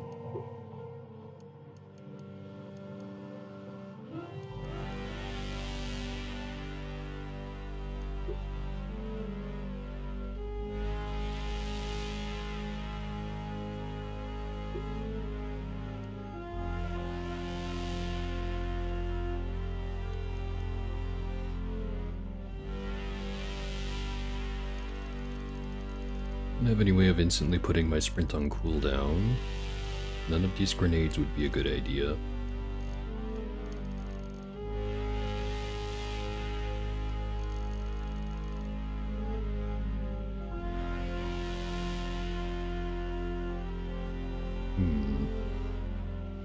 Really not sure how to proceed.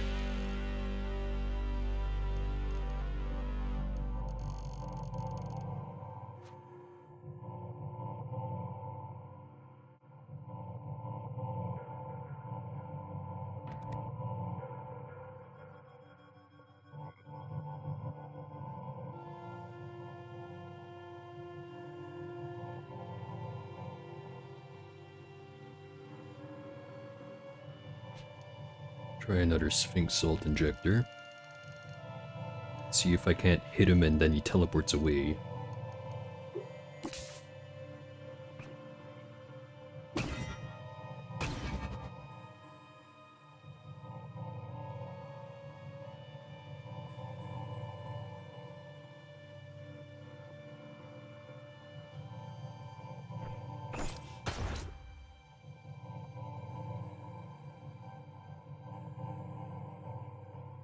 Got you this time. One more.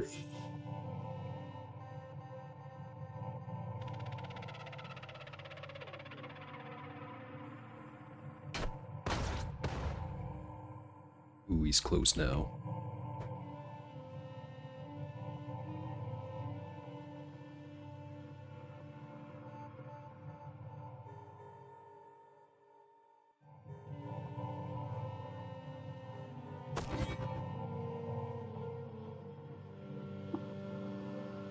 No throwing weapons equipped.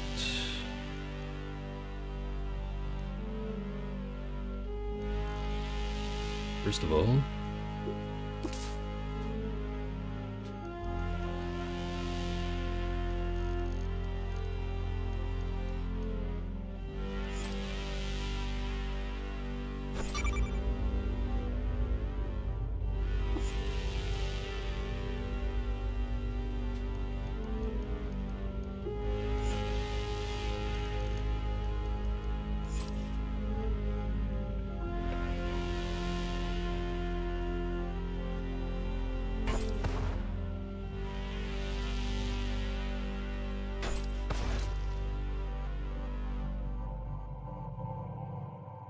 coated in plasma.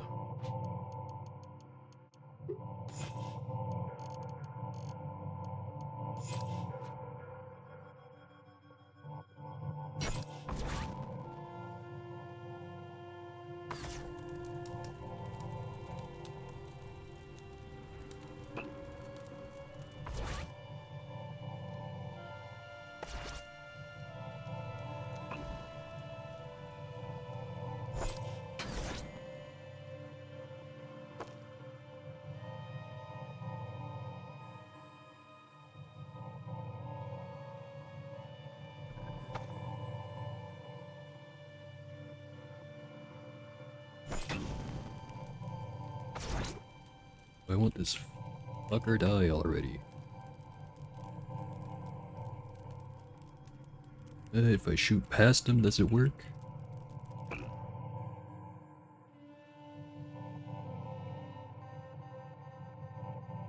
Nah, he just reflected the vector. But I did kill him. So one left.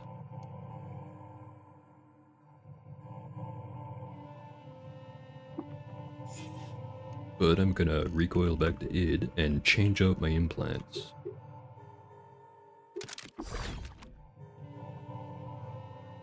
Because that was too close for comfort.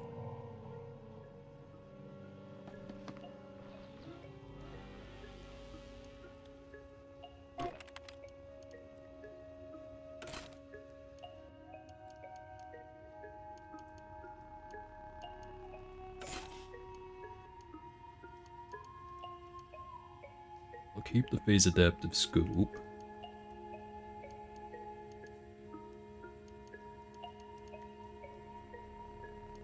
And I'll get me the multi-scanner.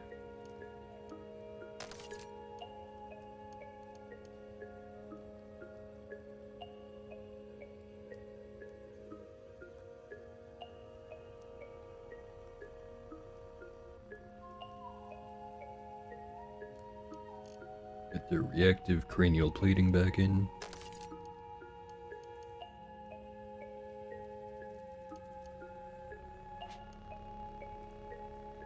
So there's still the right arm slot to use. Have anything that goes in the right arm slot. This does.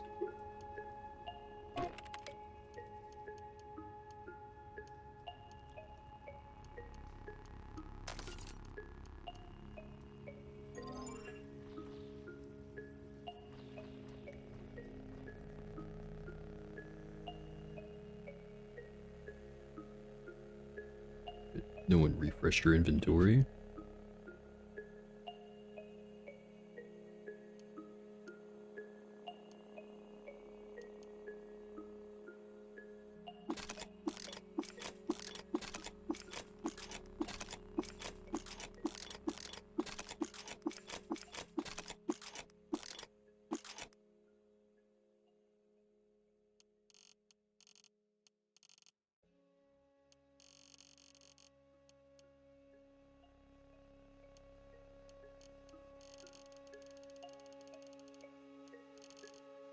Still have the good plasma grenades.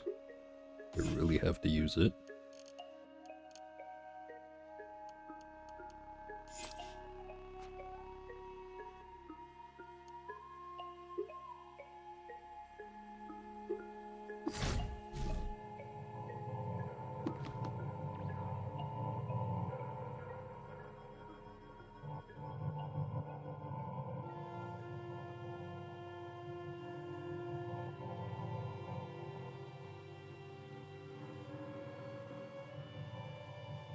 Where is the last guy?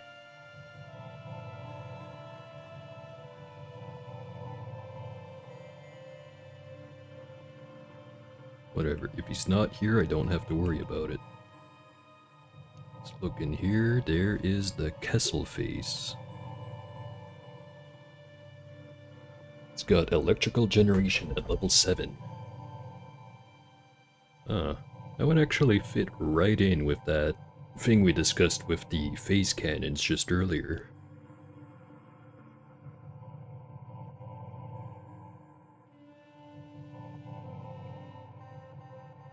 But I should go and look and see what everything else is first.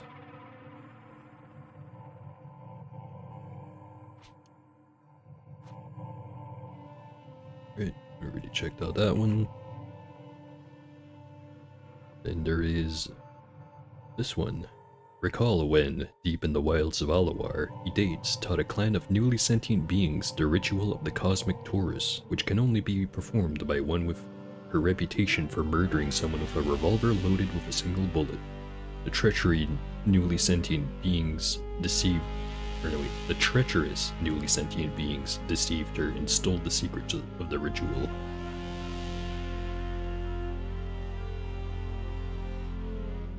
Also, while traveling alone in Hatum Manor, Edates watched a flipped coin land on heads 10 times in a row.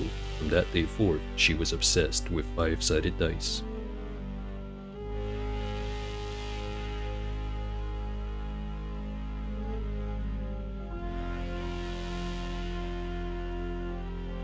In the year of the visiting buggy, Edates, electric seed of robots, laid her body to rest and crossed into Bright Shoal. She was 89 years old.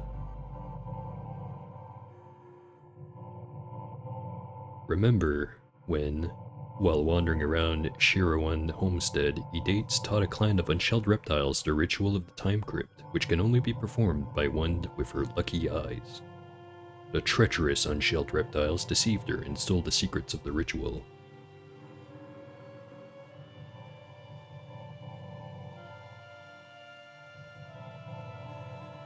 In Hatum Manor, Edates averred her descendancy from the fossilized Sods, who were known for venerating robots. By pure right, she ousted the Pretender Sultan, who had prohibited venerating robots in favor of Triketra worship, and crowned herself Sultan of Qud. She was 68 years old.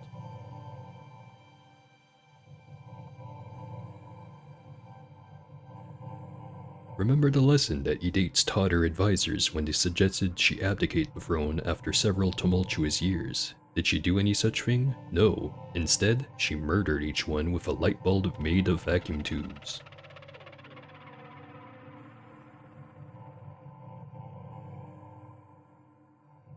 In the year of the flattened cabal, an aspirant claimed descendancy from the fossilized Sads and challenged Edates over the traditions of interpreting omens from the observed flight of birds. Undoubtedly, Edates won and had the claimant tried but pardoned. Huh. That's unusual. Recall the year of the Maroon Finger, when a corrupt administrator was appointed minister of Hatun Manor. She outlawed association with robots, and Edates was forced to flee. And that's all the Edates lore. Not taking that. Just yet.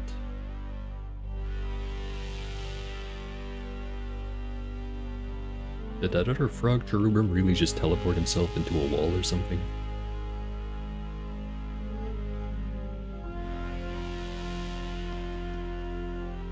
Hopefully these guys don't hate me, but they might. Yeah, those ones hate me too. I think it's because I don't have the Mark of Death. I could just run back and go get it. Or actually, I don't even need to run back, I can just apply it to myself right now. So yeah, I guess this whole fighting the cherubim thing was entirely self-inflicted. Oops. Right, so journal. Where would I find the Mark of Death?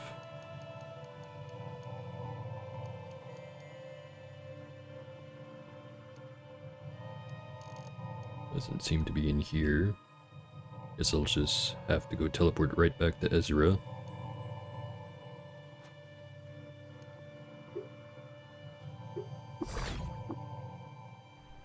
I can't do that here.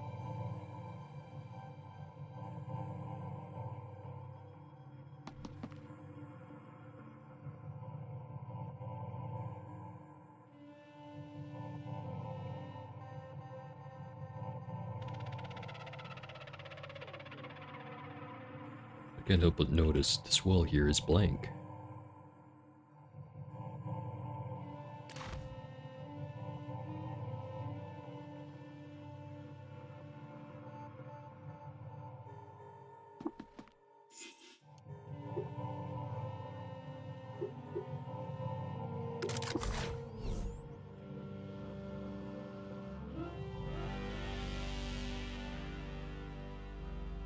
Alright.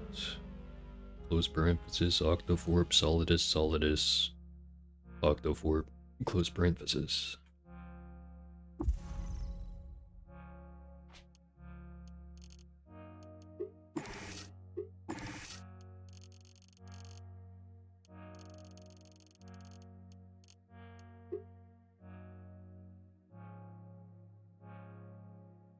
Tattoo ourselves, we're gonna put it right on the face.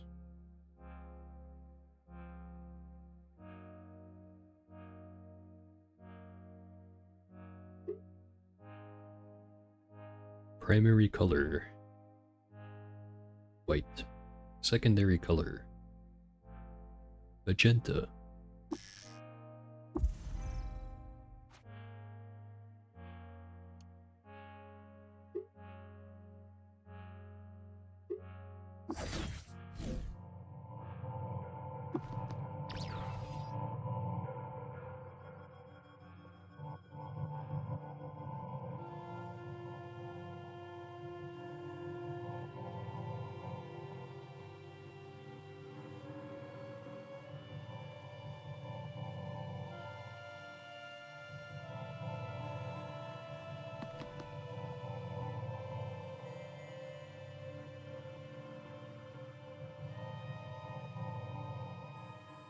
Okay, yeah, so that was it. I just had to have the Mark of Death and these guys would leave me alone.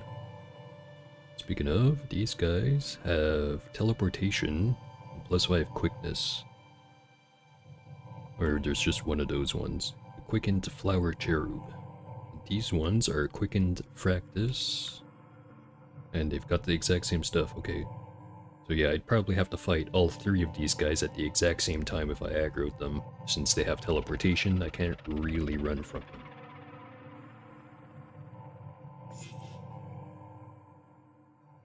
What's in the box? the Shemesh face.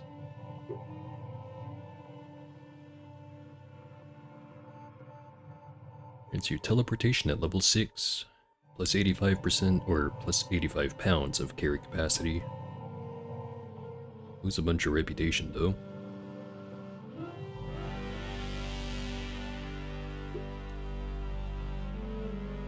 Alright, now let's read some more lore. First 3 here are blank. And then this one. In the year of the vile salt, Edates II subdued the Empyrean Ellipse Set, who usurped his star cylinder. Let the emptiness of the time-worn quagmire serve as testament to the prowess of Edates II, and a lesson to those who would aggrieve him.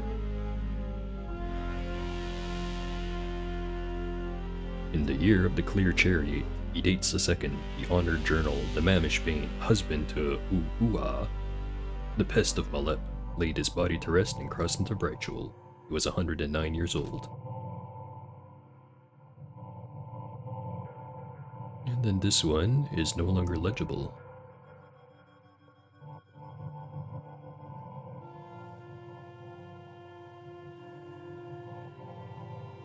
Remember, ye skeptics, in the year of the odious turf, a federation of mysterious strangers and water barons committed treason against Edates II, sequestered themselves to form the Theocracy Reactor. Remember the chastening put upon them by the Edates II, the pest of Malep.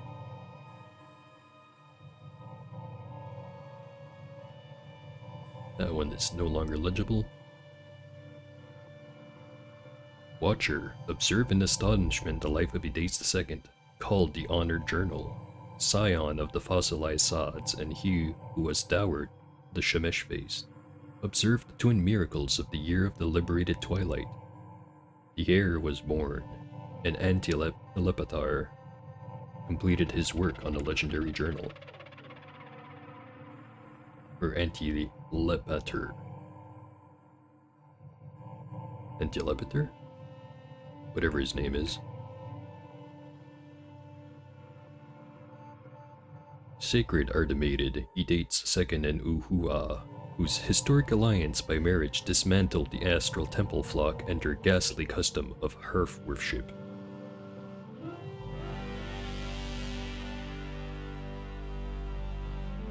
Alright, just a little bit more for this guy. No longer legible. No longer legible. No longer legible. Remember, ye doubters, in the year of the accepted lamb, an alliance of winged mammals and vines deceived Edates II and left to form the Surf Sanctum.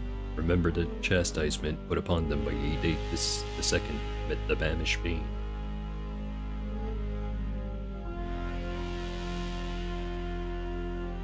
Let us recall the year of the proclaimed cult, when deep in Malep, Edates II subjugated Canamas and subdued the untamed succulents who lived there. To prove his wisdom to them, he found a new home.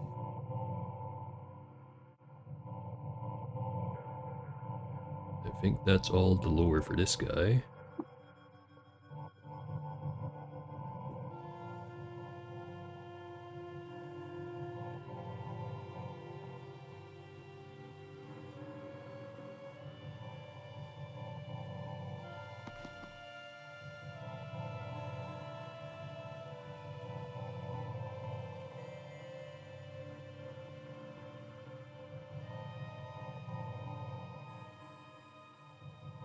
Couple of guardians here. Electric Stranger Cherub. This creature belongs to the caste of Electric Cherubim. So electrical generation and electrical resist. It's got 2 cherubric fist and no pistols. Then the Electric Beetle Cherub. 25% chance per turn to repel gases near themselves. But otherwise it just has electrical generation. Let's see what is in the reliquary. The Urukas no longer's Atlas. Increases the willpower of anyone who reads it.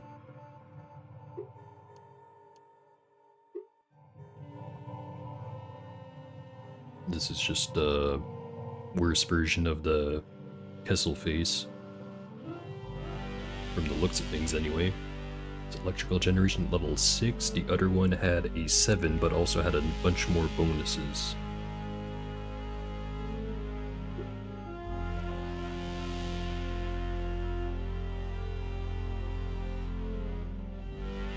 Alright, let's start reading some lore. Let us recall the year of the Zinc Mate, when, while wandering around Alawar, Edates III annexed Shemrish and subdued the wild Beetles who lived there. To display her wisdom to him, she soldered logic gates together.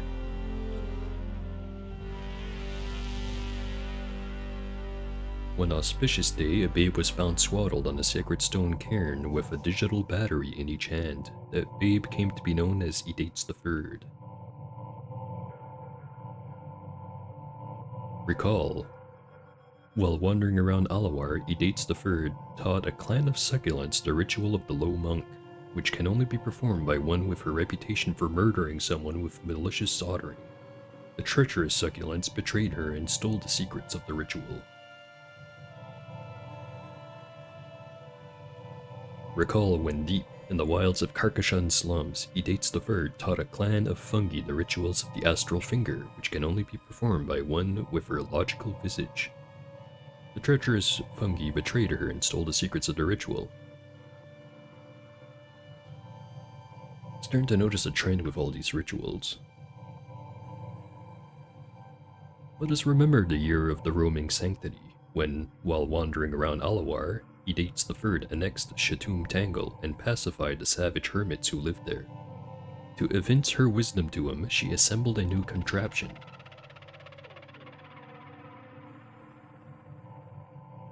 There.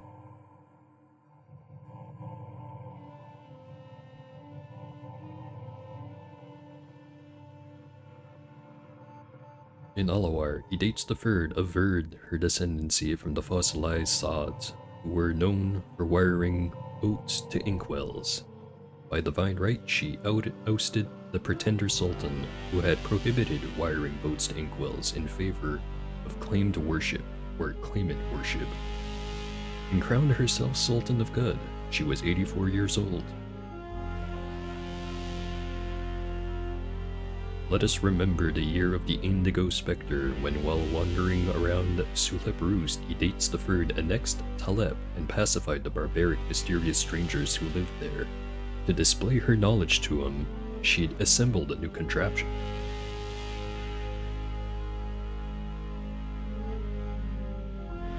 In the year of the spectral spice route, Edates III, the Untitled, laid her body to rest and crossed into Brightchapel. She was 100 years old.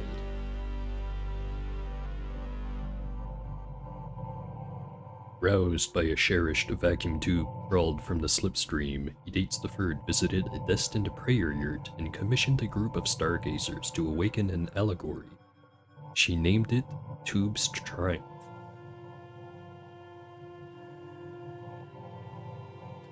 Shame to Kamor of Alawar. It was there that Edates III had her prized, the electric solace Edates friend, stolen by the thieving star ellipsoid kinfolk.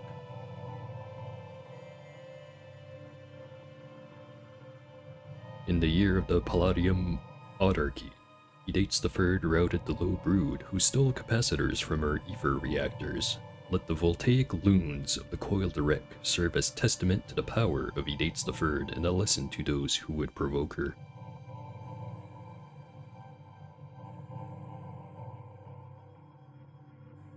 Alright, gonna continue up here, but I'm gonna take a short break. Go get some more coffee. Be right back.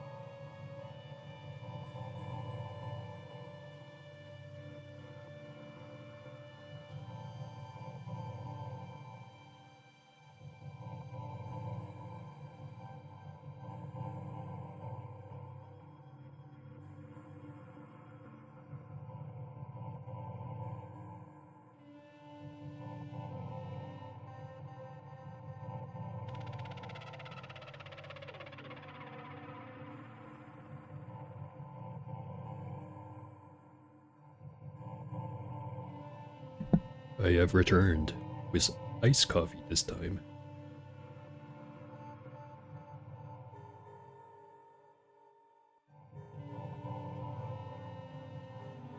Let me just have a nice big sip of that.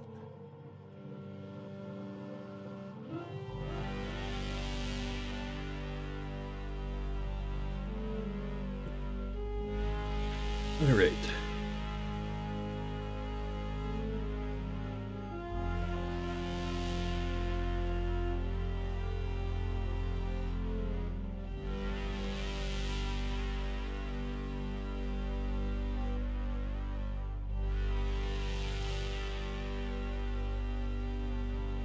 Hold on, there's graffiti. What does it say? It is not.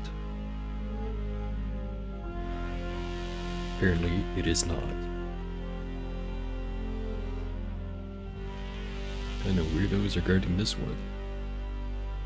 Electric flower cherub. Electrical generation. Mechanical glass urchin. Attacks have a 10% chance to dismember and reflects 25% of damage back at attackers. Yeah, those actually might be quite the challenge.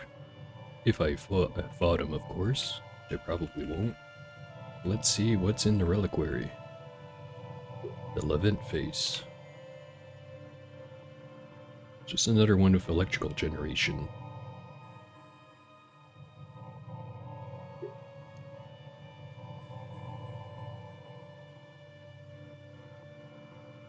I guess it'll give me a reason to use the jacked mod, but I already have radio-powered chem cells, damn it. Or not just chem cells, but you get what I mean. Anyway, Mural of Edates IV, Mirrorborn. At dusk, under a marvelous and azure sky, the people of Irsaba saw an image on the horizon that looked like a mirror bathed in azure. It was Edates IV, and after he came and left Irsaba, people built a monument to him, and thenceforth called him Mirror in Azure.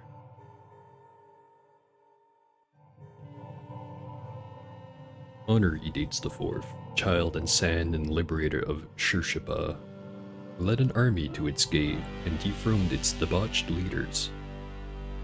The people of the city smashed a perch fish aquaria in celebration, crooned Edates IV's name, and renamed Shirshaba to Edatesbad in his honor.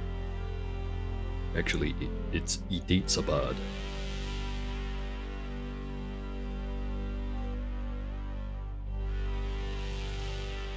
Remember the year of the celebrated devil, when the moral depravity of lone polygon idolatry was widespread in Malep. Remember that Edates IV, to revive godliness, appointed a minister who mandated association with birds.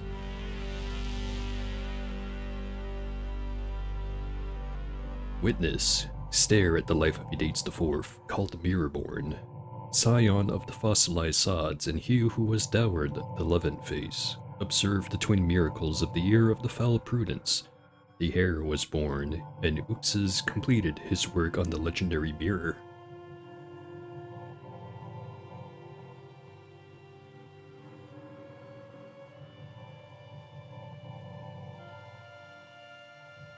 In the year of the moss green midst, Edates IV, Mirrorborn, Mirror in Azure, laid his body to rest and crossed into Brightshul. He was 93 years old.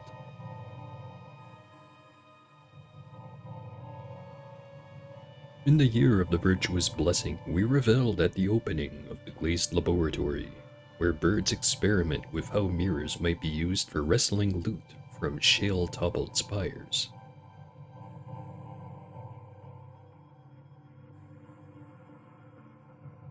Recall when, while wandering around Shirakesh, Edates IV taught a clan of equines the ritual of the Terra people, which can only be performed by one with his mirrored eyes. The treacherous equines broke faith with him and stole the secrets of the ritual.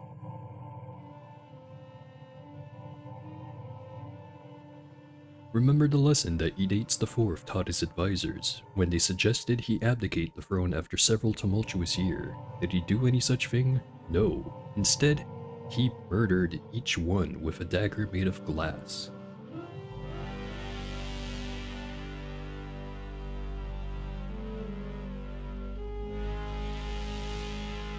Recall when, deep in Dupa Roost, Edates IV taught a clan of villagers of Ezra the ritual of the Glass Blessing, which can only be performed by one with his reputation for murdering someone with a light bulb made of copper. The treacherous villagers of Ezra deceived them and stole the secrets of the ritual. You know, if I had a copper nugget for every time someone murdered someone else with a light bulb, I'd have 2 copper nuggets. It's not much, but it's weird that it happened twice.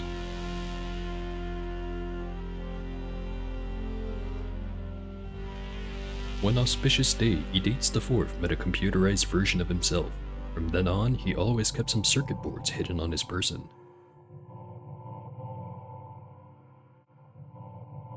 Treasure Edates IV, child of glass and defender of Bersima's cave, who led an army to its gates and ate alive its based shepherds. Or just base shepherds, not based. If they were based, they would have won. Anyway, the people of the city wrapped themselves with filament in jubilation, dowered Edates IV with the Levant face, and proclaimed him Sultan of Qud. In him honor they renamed Bersima's cave to Edatesplatz.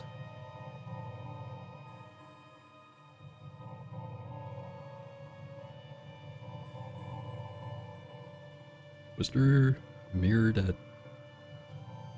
or not a mirror, one of the murals that mentions when he died and at what age? So there was one for all the other ones.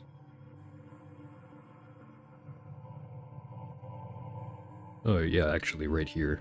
Don't know how I forgot. He was 93 years old when he was entombed. Not really dead, but it depends on your definition of dead.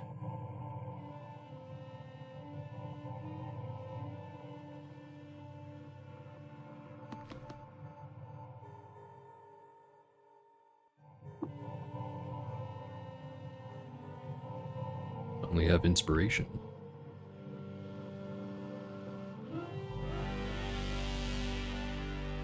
Who guards this one? Mechanical Chaotic Insect Cherub. This creature belongs to the caste of Chaotic Cherubrum. Whenever it's about to take damage, 25% chance to blink away, and 50% of the time the fates have their way. And a Mechanical Quickened Ooze Cherub. Teleportation plus 5 quickness.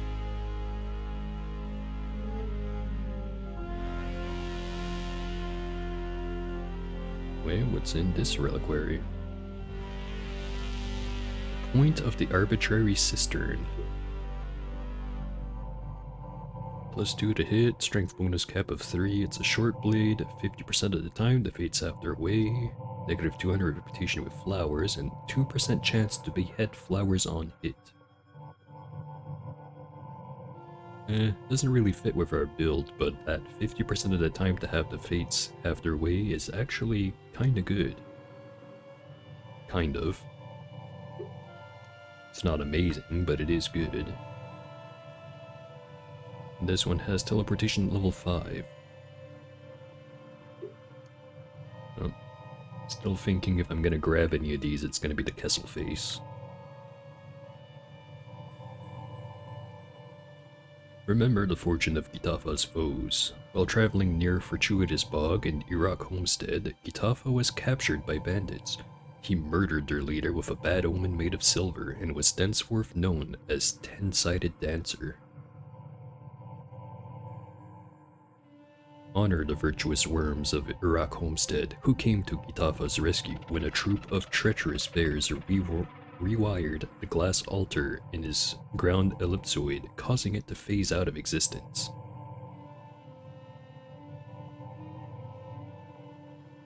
So wait, he got phased out of existence and somehow the worms got him back? It's pretty crazy actually. Also, I'm not sure if it's a him or a her.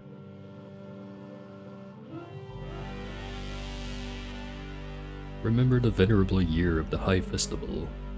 when Gitafa was dowered with the olive-faced and named Sultan of Kud. His ancestors, okay, it is a him.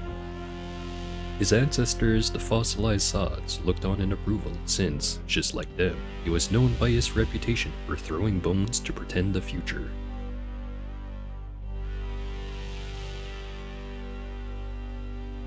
No longer legible.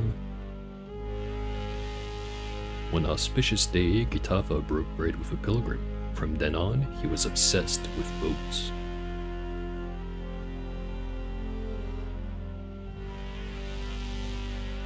Recall the Battle of Miratara, where after auguring a lucky omen, Gitafa wielded his hammer and struck down the Sand Midnight Society in the name of justice. Recall afterward how flowers and friends cried out in misery for days and days.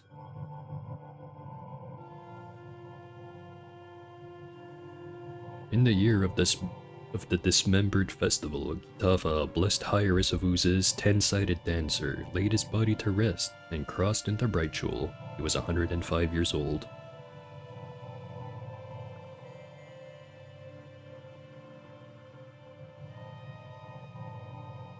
Let us remember the year of the Shining Shade, when while wandering around Dumor neighborhood, Gitafa discovered Bimrewar and brought to heal the feral insects who lived there. To display his wisdom to them, he found a new home. Some graffiti behind the girl that says, "And you, what's your name?" "Lovely to meet thee, Moon King."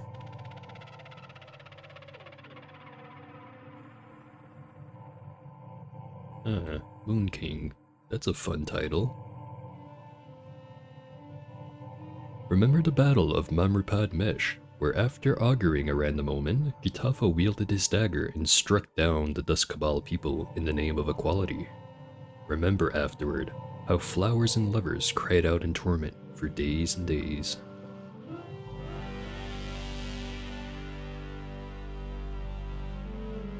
In the year of the loathsome Cab, we rejoiced at the founding of the dig site of the Worldly, where antelopes excavated ancient pairs of sandals that were used for discovering the Sand Adventurer.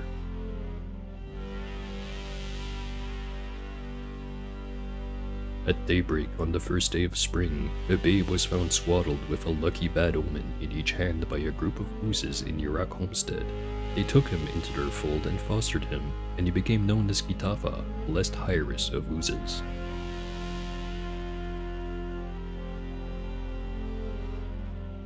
And that's all of those ones.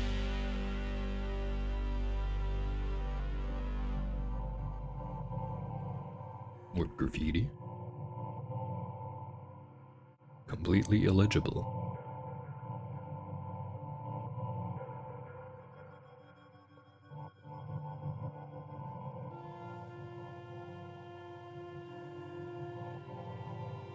That's a good listener and companion for suppers, which you hear now. That one's kind of ambiguous. Ambiguous, not ambiguous. Ooh, more graffiti. The Slymph, what of them? Live and drink, traveler. Live and drink to you too, Wall. Bunch of birds hanging out on this pool on the root. And more graffiti.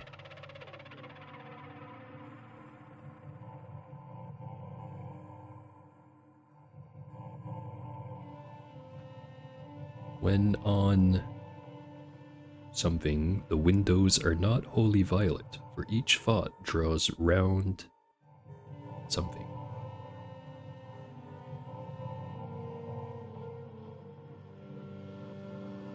So you must, that Chava has made this commitment.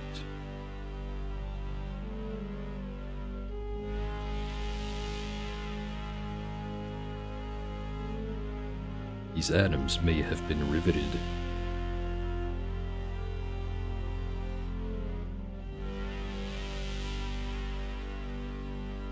4 squares.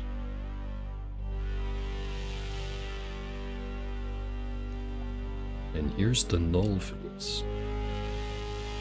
Plus 70 reputation with every faction.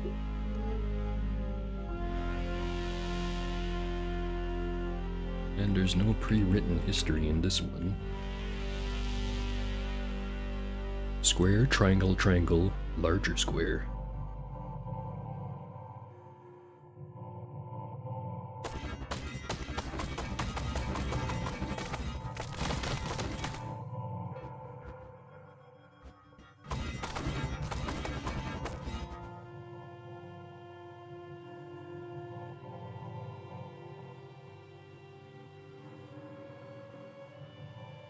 Yes, every such a rush of thought, if we kept to more something or other questions. The artifacts of plant are clustered in sundry sizes.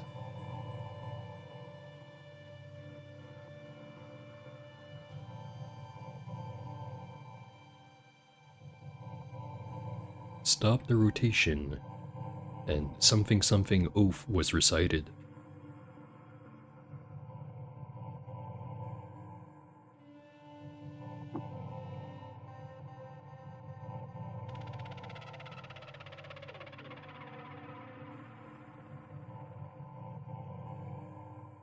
Alright, well, before I do the next segment, I'm just gonna go right back down and go grab the Kessel face.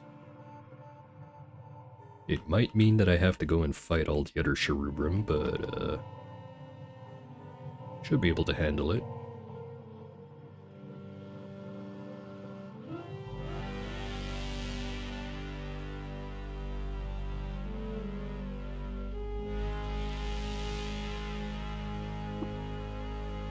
And we are very hungry.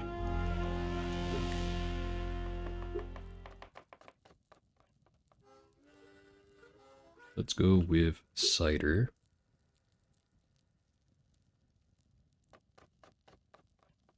I completely forgot I had the drop of nectar right here. Anyway, cider, Hulk honey, and wild rice.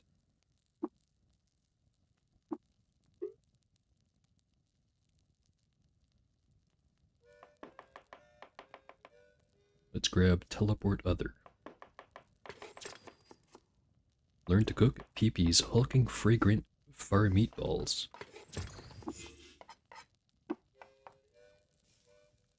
People will love my fragrant balls.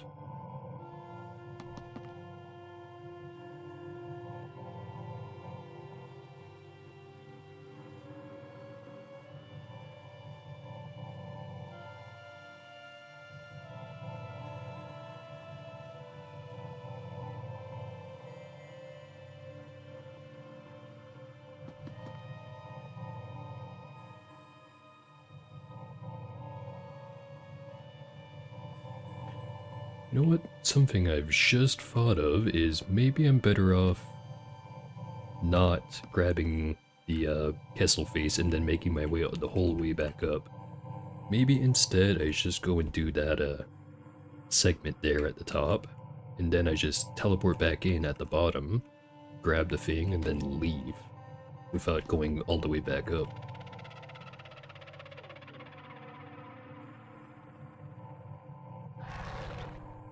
And I've got this place.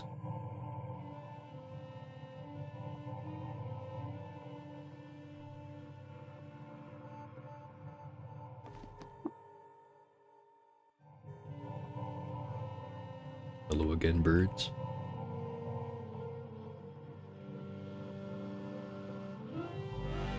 There's Herodoticus. I've already gone through his dialogue once before, so I'm just gonna skip right past. By that I mean I'm just not gonna read it.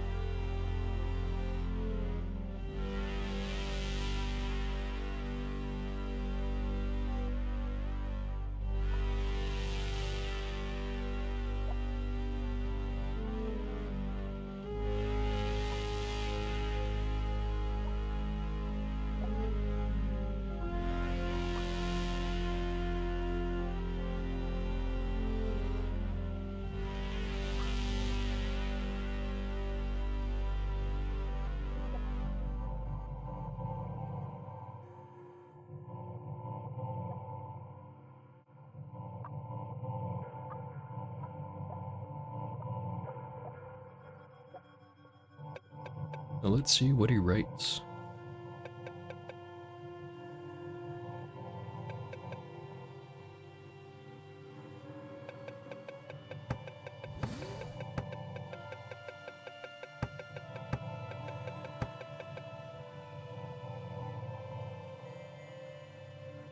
Lion-hearted Pipi discovered the kitchen of Oshru Mu'ur, legendary chef, once fought lost to the sands of time. Blessed by divine beings, Pipi discovered the legendary Sphinx vault injector known as the Shiv of the Foul Pair of Sandals.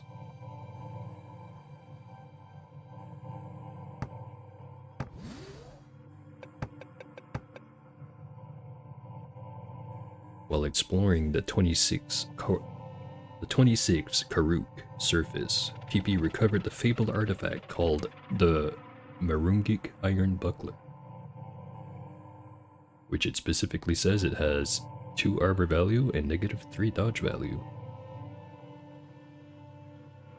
Gaze upon the sublime body of Pipi, see the glistening stabilizer arm locks.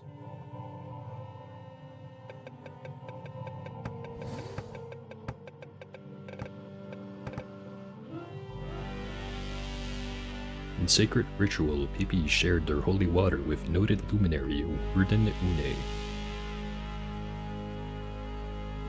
In sacred ritual, Pipi shared their holy oil with noted luminary Ishre Shuranash, abandoned godhead, rusted.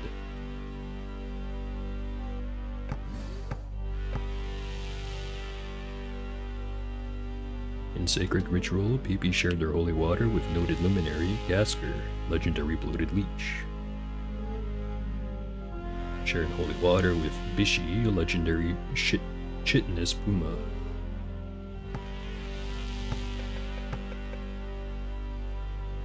Deep in the wilds of the outskirts of the workshop of Imatep Gi Shwawar, legendary hatter, Pipi stumbled upon a clan of the Merchants Guild performing a secret ritual. Because of their reputation for murdering someone by trapping her in a prism, they accepted them into their fold and taught them their secrets. Oh, so there's another graffiti right here. The hall erupted into bedlam once again.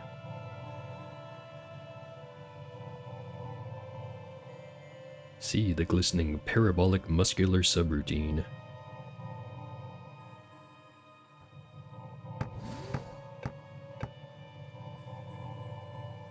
Remember, Pipi admonished the pariah Eskine for fleeing her destiny. Thenceforth, she was known as Eskine the Meek.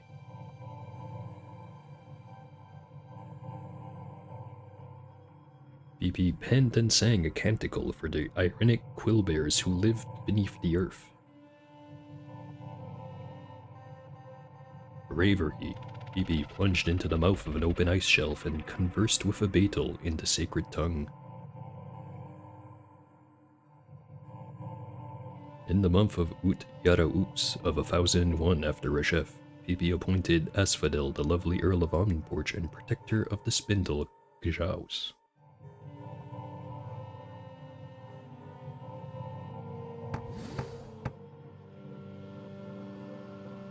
Blessed the 8th of Tishu Uts when Pipi cemented a historic alliance with the godhead Clank, and the two became one. Together the being known as Clank Pipi puffed the royal vapor into every nook and crevice of Cud. Remember the kindness of Pipi, who absolved their treacherous brother of sin and steered him to salvation. Also, I've said the word Pipi too often, I'm gonna switch it to Pipi now. In the month of Nivun Ut of 1001, Pipi penned the influential cookbook, Soul Curd, The Profanity of Pickling.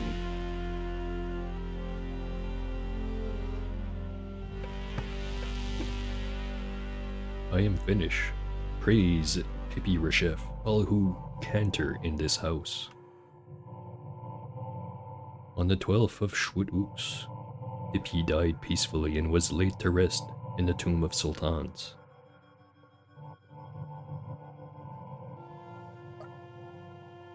Their engraving is done. I do hope it's to your liking. Your deeds are incised here for all time. You may now enter the sarcophagus. Be at peace. Farewell.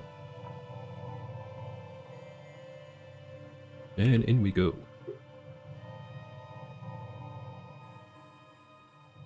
Entomb me.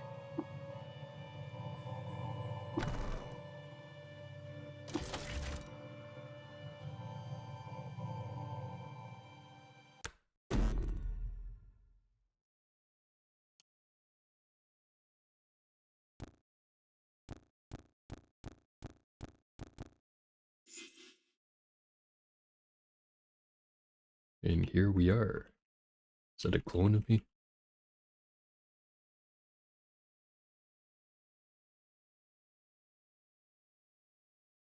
Why is there a clone of me?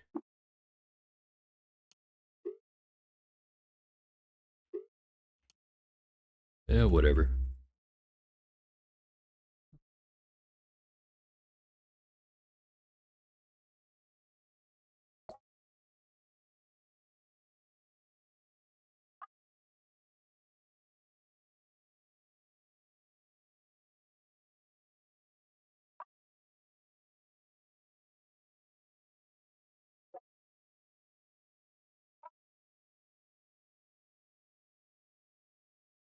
Cud was once called Saloom.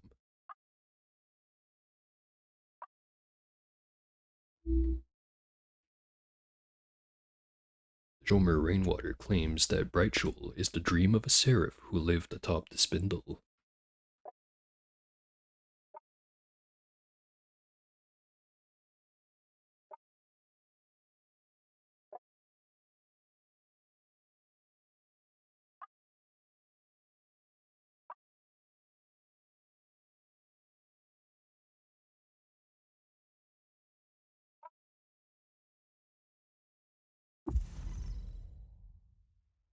And that's the quest.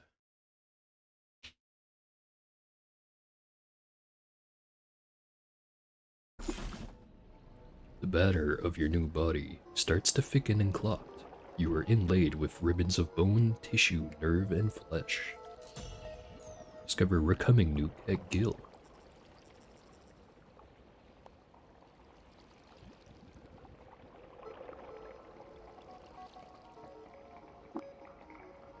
The neoteric body is differently charged. Tying inside you is another of the secret knots that bind the world.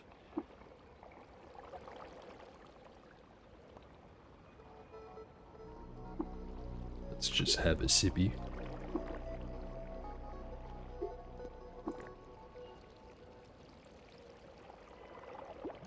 And take all my stuff back.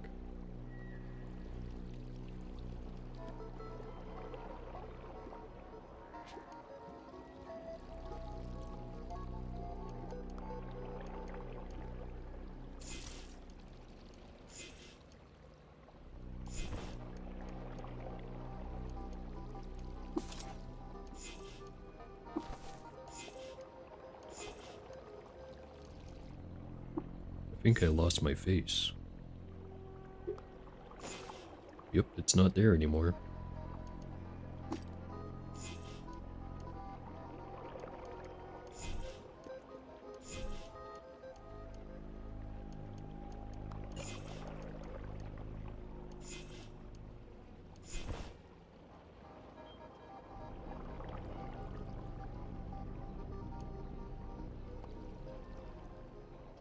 Also, for some reason, I just looked outside and it's still like sky itself is clear, but it's raining like really hard.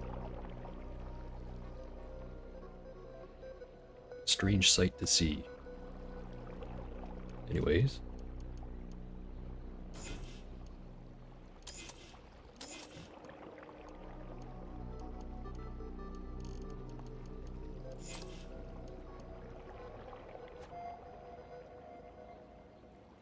Re-equipped with all of my things.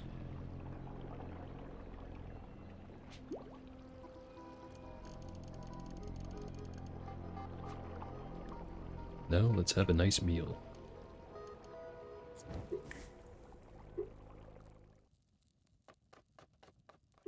Drop of nectar.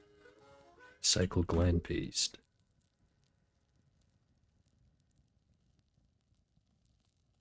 And then a little bit of cider.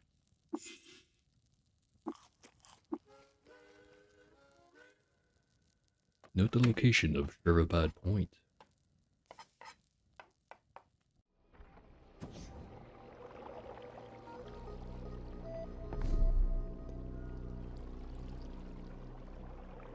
Alright. Let me just recoil my way right back to it.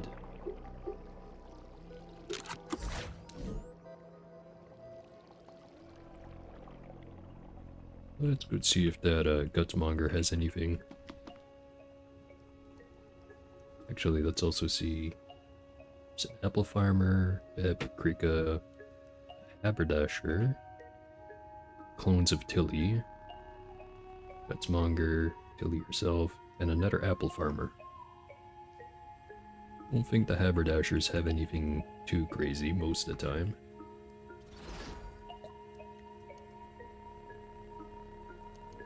There's the gun rack. Should buy that.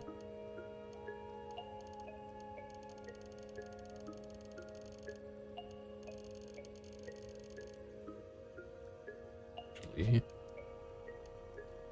me 3 ego. Don't have the. Actually, no, wait. I do have a face. I just don't have it with me right now.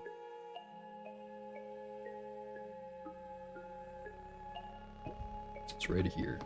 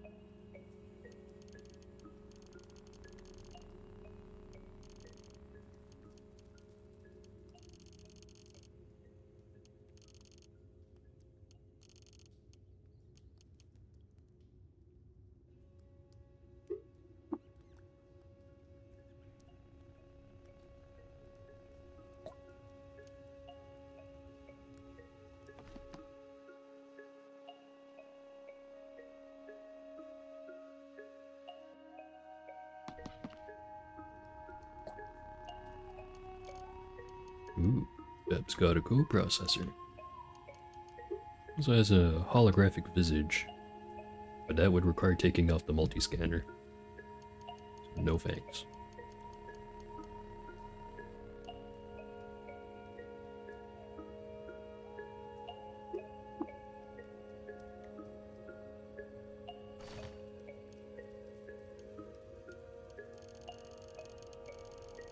Think I had anything to put away?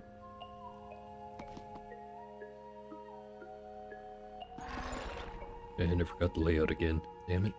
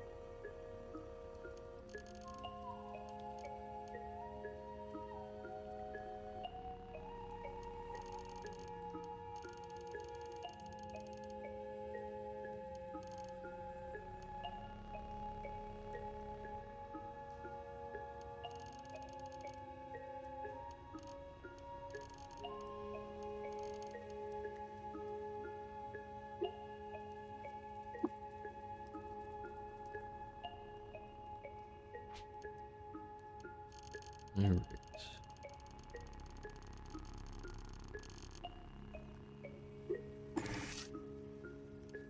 And now make coprocessors, which I think only goes on helmets.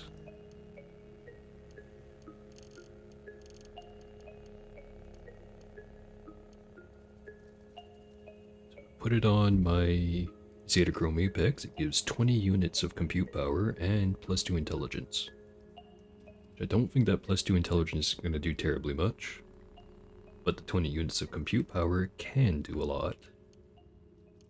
Just have to have the right implants and equipment for it, which currently we do not, so it wouldn't really be worth doing it just yet.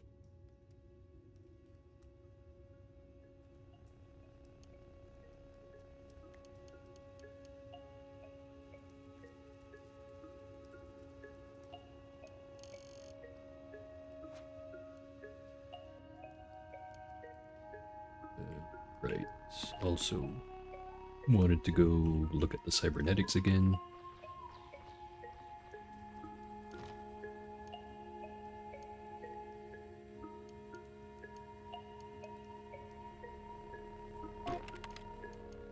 Anything I want to get rid of?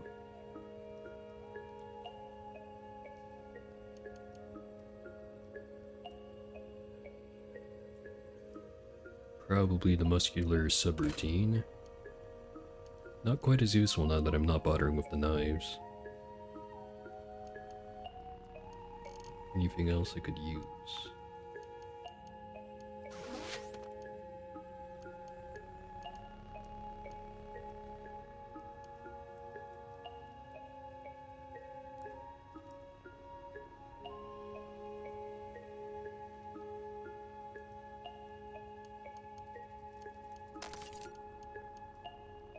I'm gonna go ahead and use up that brain brine. See what I get out of it.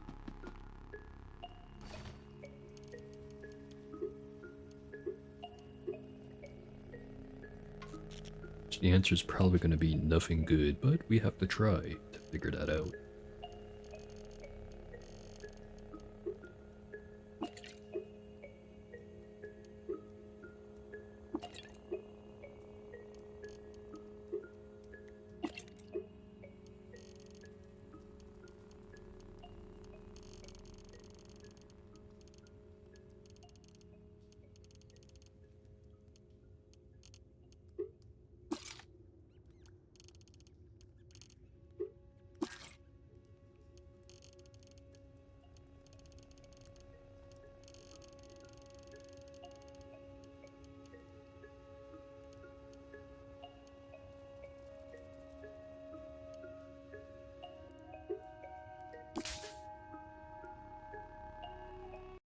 Oop.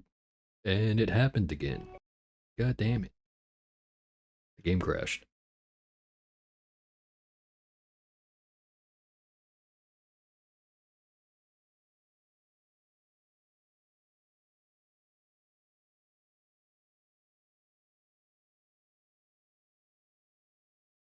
You just have to give it a moment.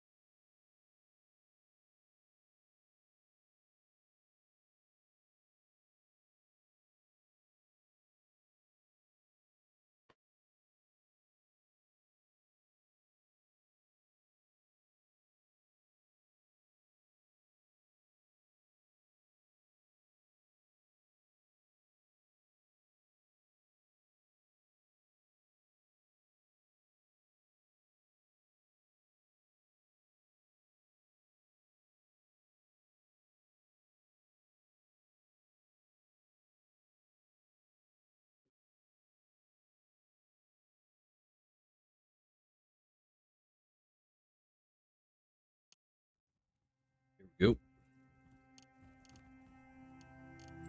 We don't have to do too much inventory reorganizing.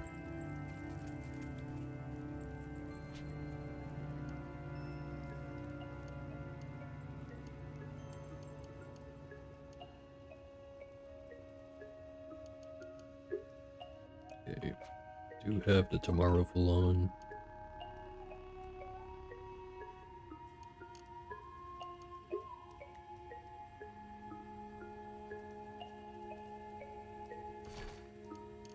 Alright, so it was right before I grabbed the Brain Brine.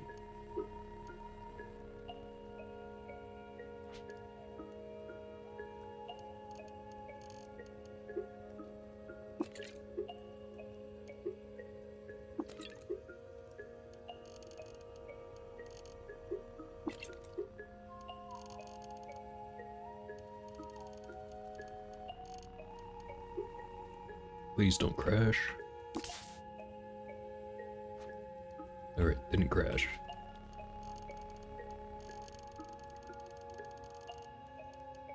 First one.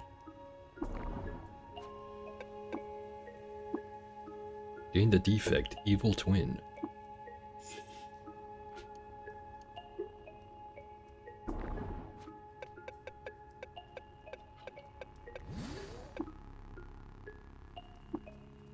Gained a defect, Narcolepsy.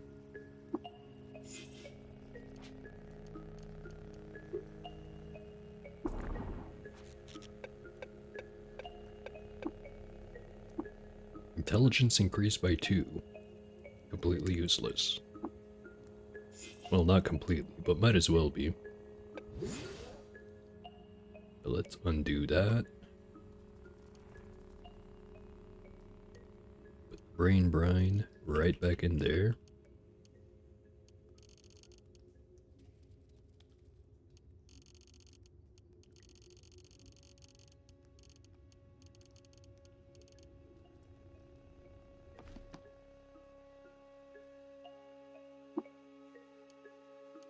Okay, next place to go to, I guess, the Stilt.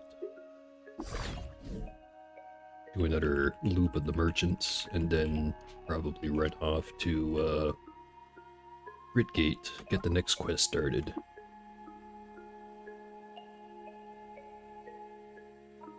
Have any secrets to give him? I think I have some water.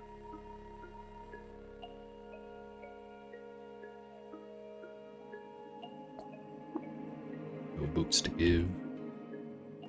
Just out of curiosity.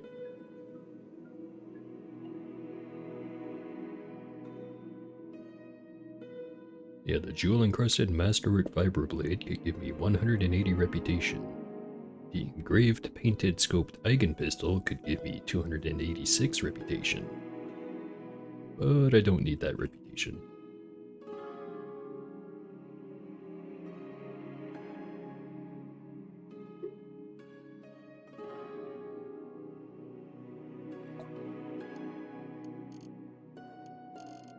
This guy did not refresh.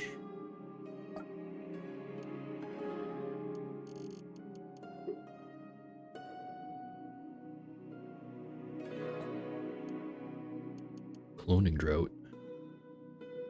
Or draft. Keep making that mistake. And I will continue to make that mistake because I am a fool. Anyway, by that.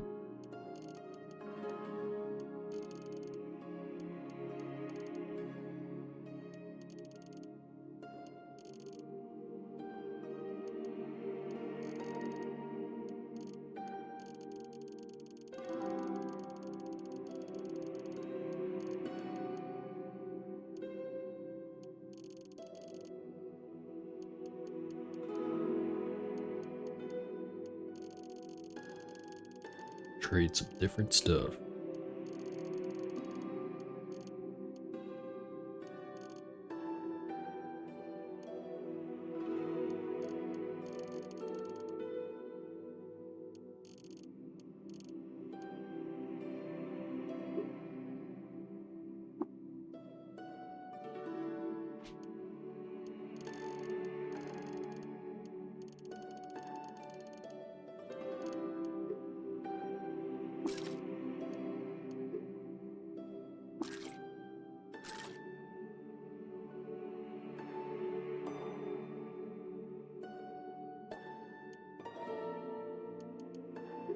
Guy has been selling social co-processors twice now before he's sold a single penetrating radar.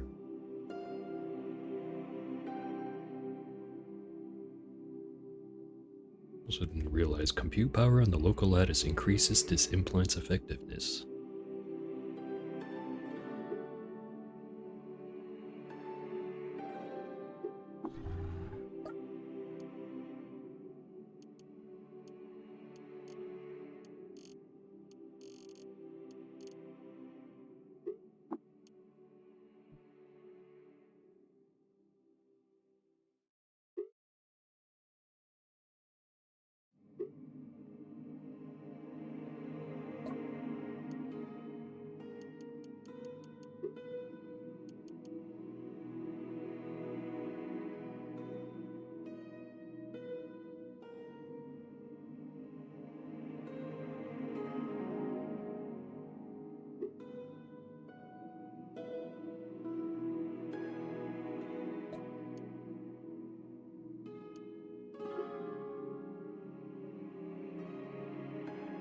You go to Tuva.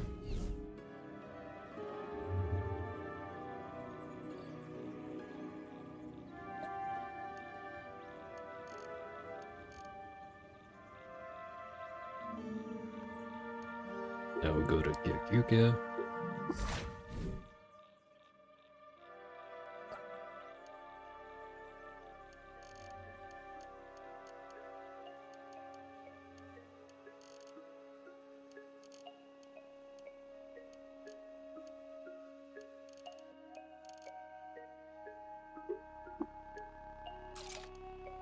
And now I go to Great Gate.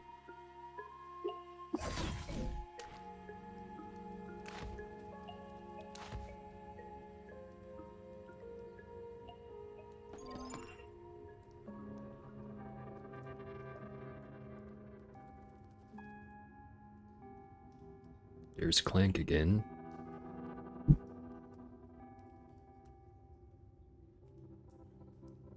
A mound of scrapping clay. Wet clay sticks to a wheel of soldering board, or to a wheel and soldering board. It's floured with diode circuits, vane pumps, and magnets.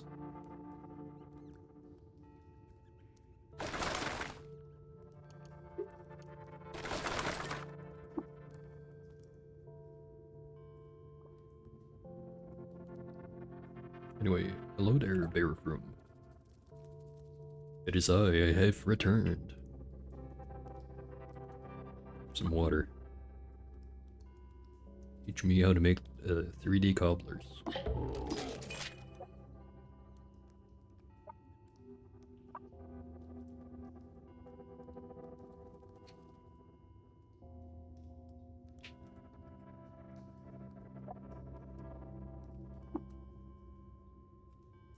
We are promoted to the rank of Maven. A shoot of morphing gel for my personal collection. So a metamorphic polygel.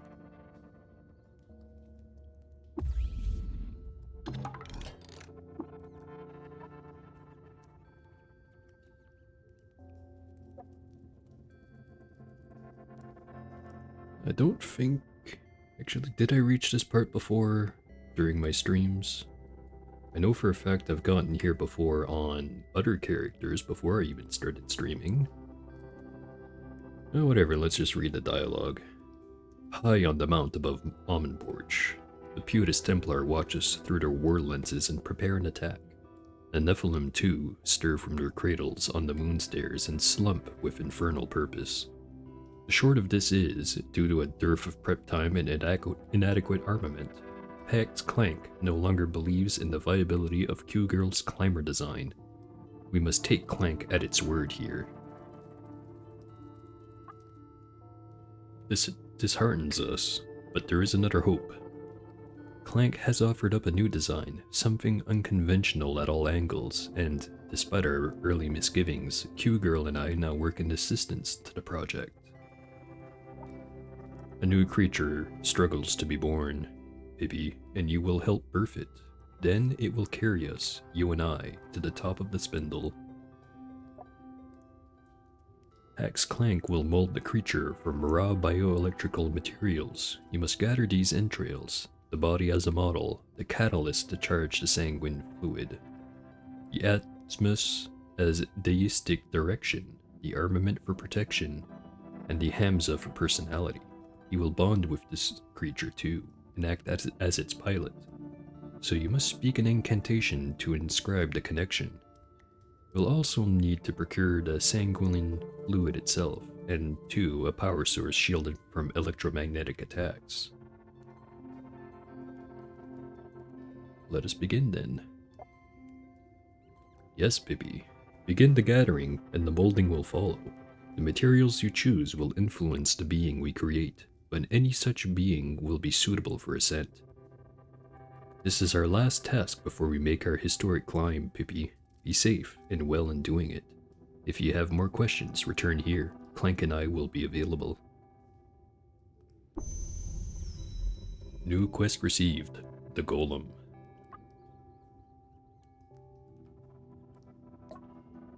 Clank puff on you. Later. Now, Clank pauses Puff for Prickle's favor.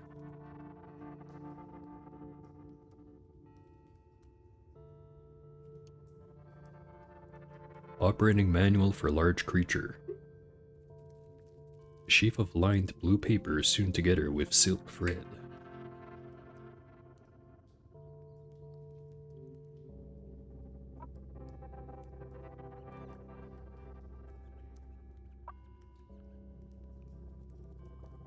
Right.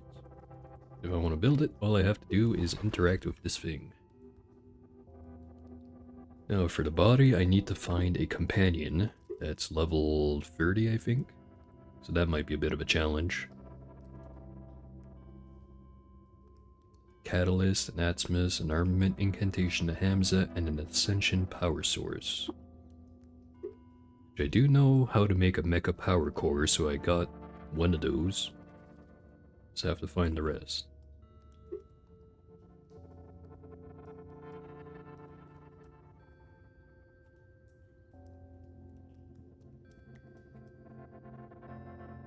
Put some liquid in there.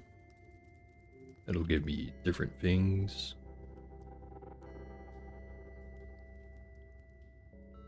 I wonder if the golem counts as a organic or as a robot. Because if it counts as a robot,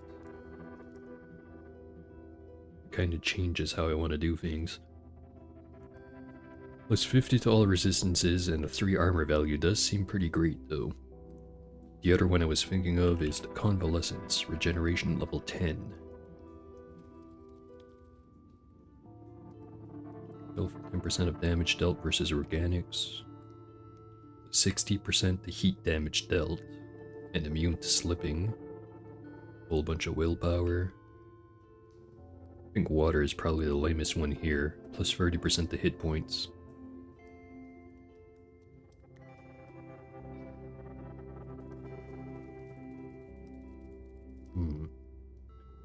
Between gel, convalescence, and maybe ink.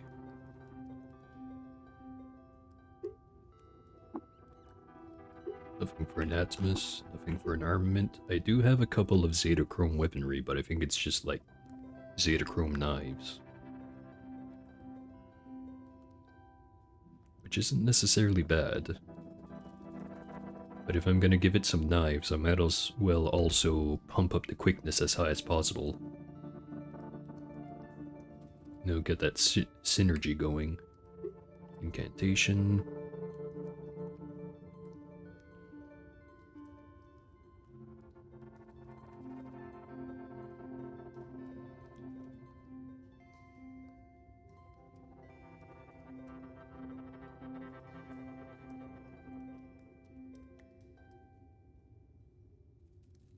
Bunch of different stuff to pick from here.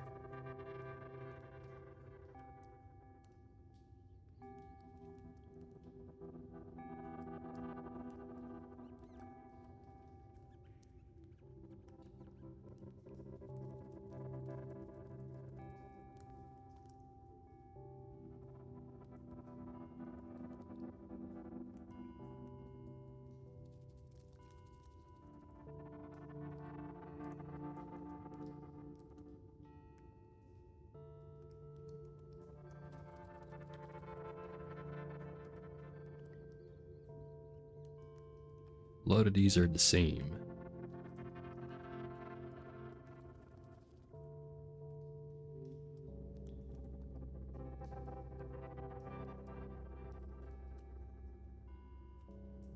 Definitely know I don't want the reveal 20 secrets on creation.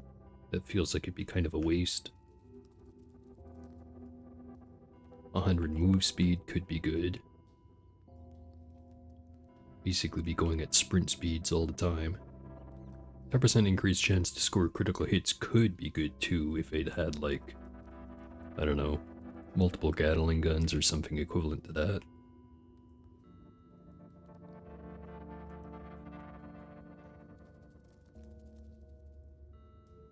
"15 quickness when unpaired." Not sure about that one. I did mention that if I'm gonna give it a knife, I might as well go all in on quickness, but that seems like not enough compared to something, you know, like the 100 move speed.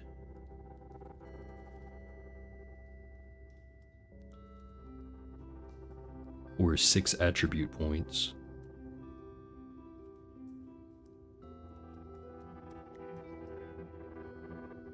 And getting a bunch of random body parts too, that could be good. Then the spawning with 4 random pieces of gigantic mid to high tier armor. I know that it's challenging to find gigantic equipment to stick on the golem after you've created it, but I do have Nakam's ribbon. Although I didn't manage to make anything that was gigantic, but I think you're supposed to be able to theoretically make stuff with that. Well, let me just pop open the wiki and look.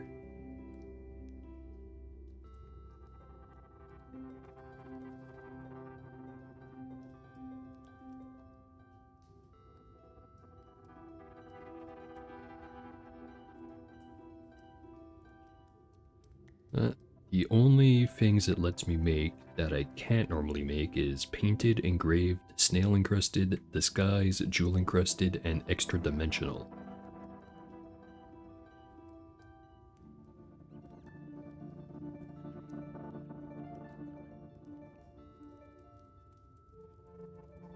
So I can't make anything gigantic with it.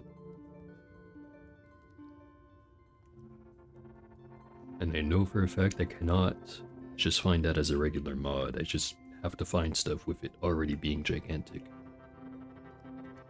And there should be a merchant that sells nothing but gigantic stuff somewhere deep in the asphalt mines, but I've never been to him. I just know about him.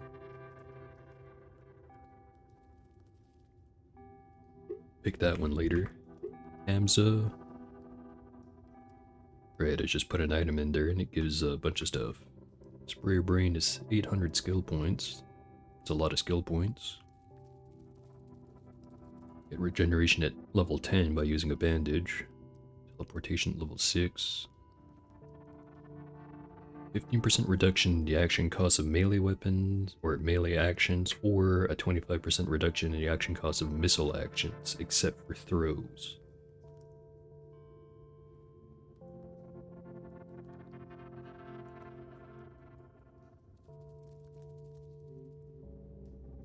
%hit points. Fixit Spray Foam also is 800 skill points. Plus 25% hit points or description error at xrl.world.parts.thermalamp.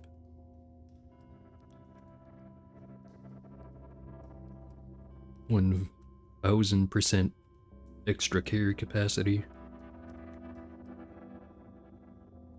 So if I want to use the golem as just a pickup truck to chuck all my crap into.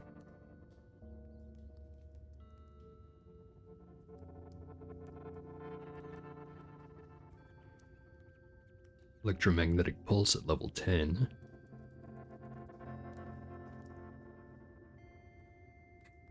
Phasing at level 10. Psychometry at level 10.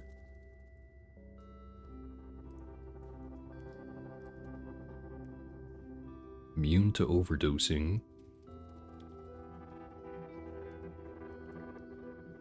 6 armor value. Electrical generation at level 10.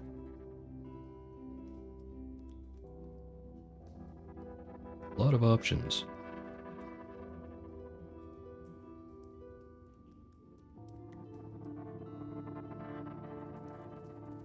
Put a small sphere of negative weight, it's +2 to all stats.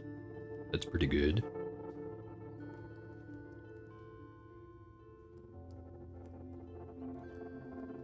Two random effects.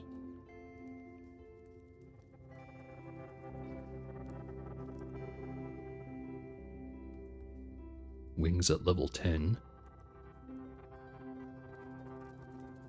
Fusion at level 10. +8 ego. Clairvoyance at level 10.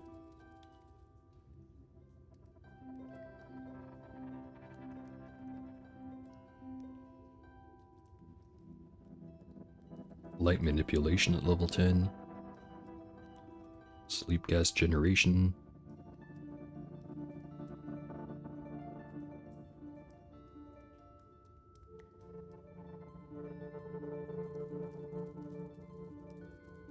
Some more errors. Stunning force at level 10. Stunning force is actually pretty great if you level it up. So I could have that and then also give it a big ego bonus from some of the other stuff.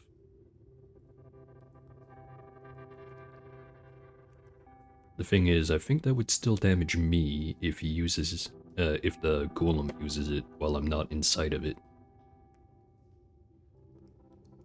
Then I can also just straight up install a cybernetic implant in him.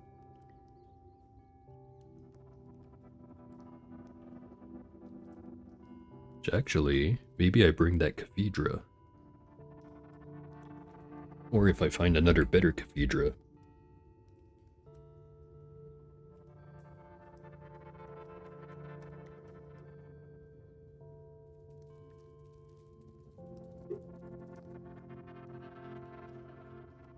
I think I looked at everything else.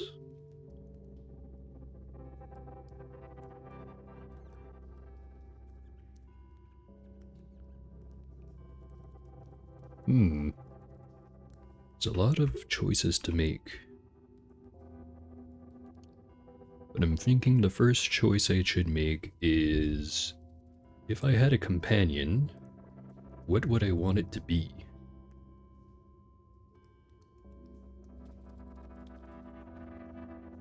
Like maybe a robot of some type. Like if I could get one of the conservators that was at the Tomb of the Eaters, but I kinda just killed all of them.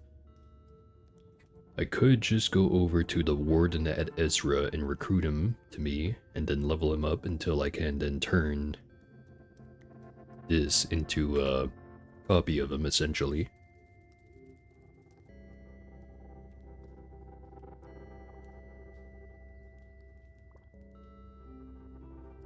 That's probably a half-decent idea.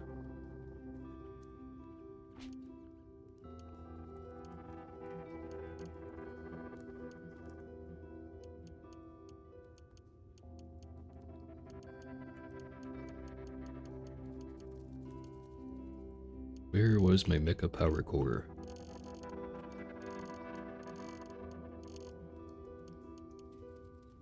Did I not buy it on this time around? Or no, wait, it's right there. Need another meta crystal. I'll wait until I have the other stuff before doing that then.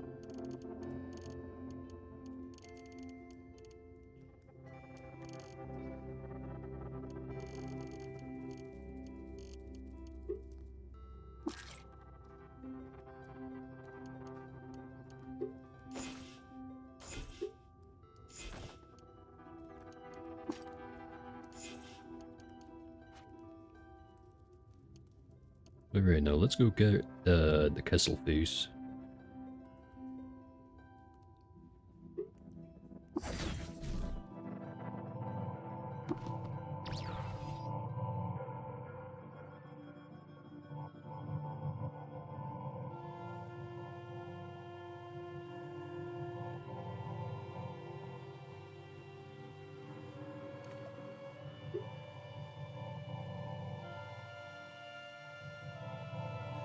Yep, I'll have electrical generation. I'll have telepathy, +6 to the cybernetics license tier, +1 to all mutation levels, which I don't think I have any mutations, at least not any good ones. But that should actually also work with any cooking effects I have. Yeah, this is by far the best one. Robber chimes ring through the vaults, and you hear the grating of stone on stone as the other Imperial reliquaries slide into the unreachable recess of the tomb.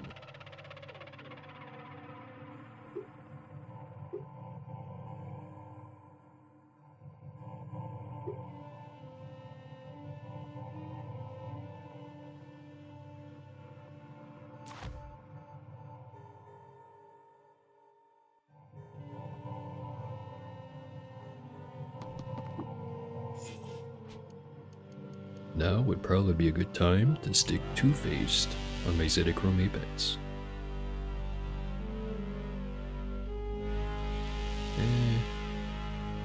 Actually is at the time. Because if I find the penetrating radar finally, then I'm not gonna have any use for the night sight interpolators.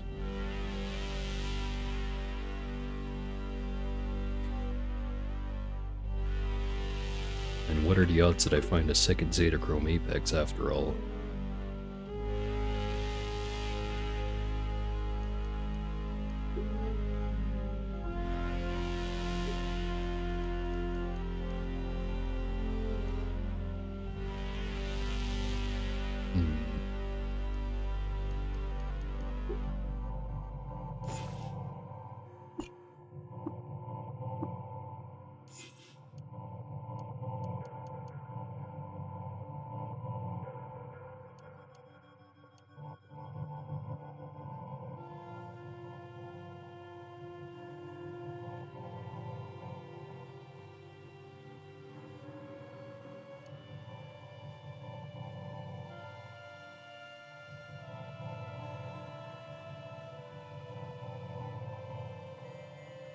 I'm just gonna run around with this for a little while. Let's go to Ezra. And pick up the companion.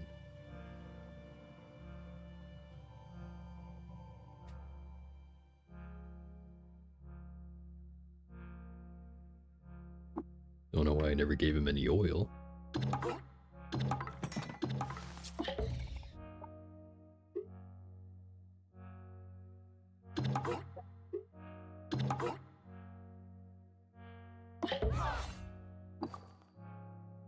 Orden 1FF joins you.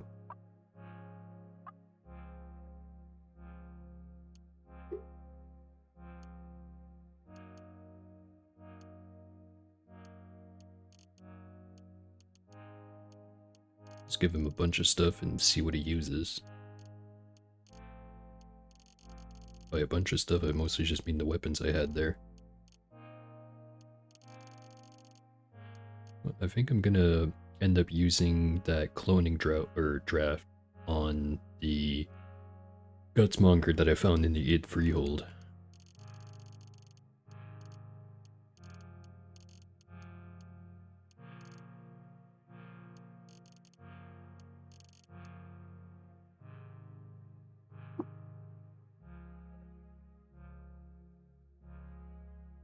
The only thing equipped was the floating glow sphere.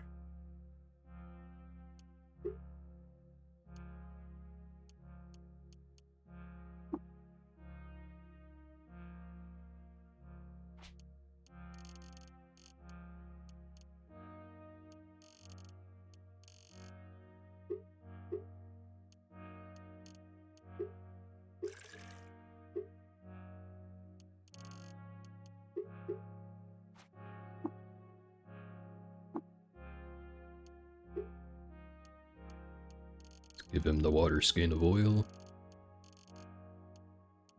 I think he needs it if he wants to heal over time.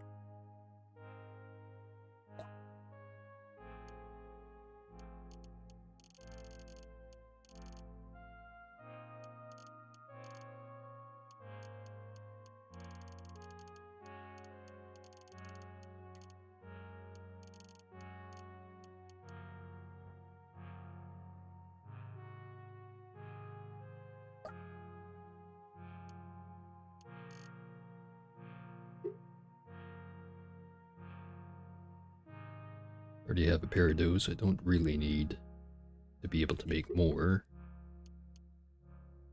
As long as I don't lose it, I guess.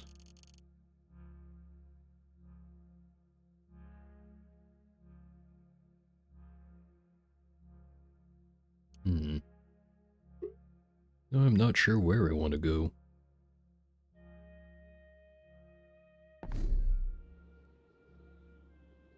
A whole pile of locations all over the map.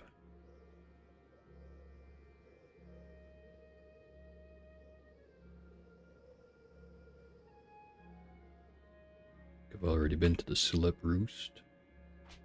See what the journal has to say.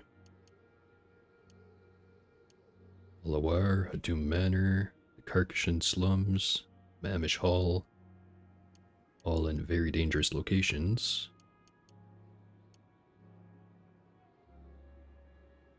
Then all of these ones I've already been to.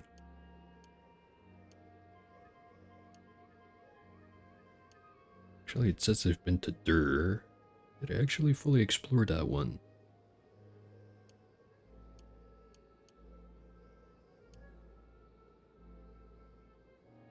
Probably not, because I wouldn't still have this quest if I did.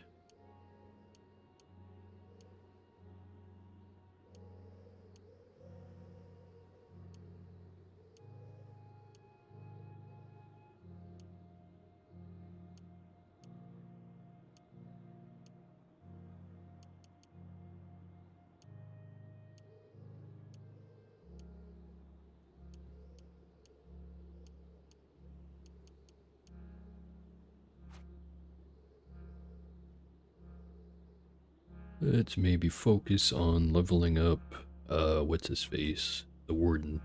1FF.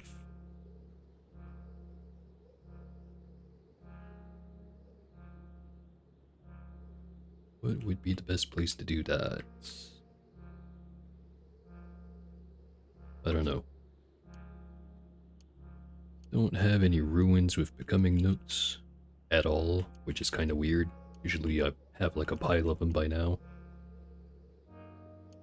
Know where the ape god is. Actually, am I good with apes? Not really.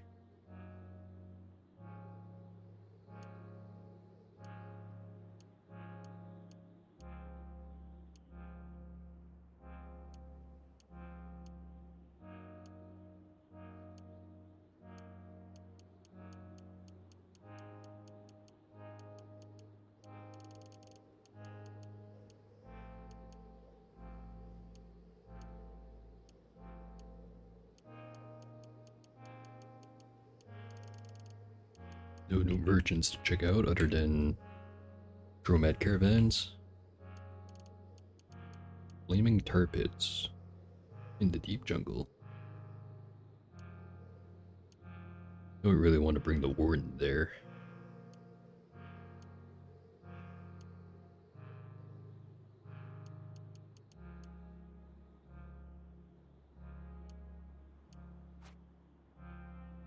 Alright, just gonna wander off into some ruins.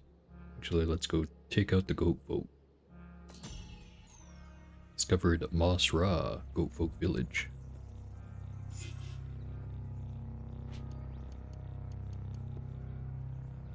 Yeah, I'll keep that on.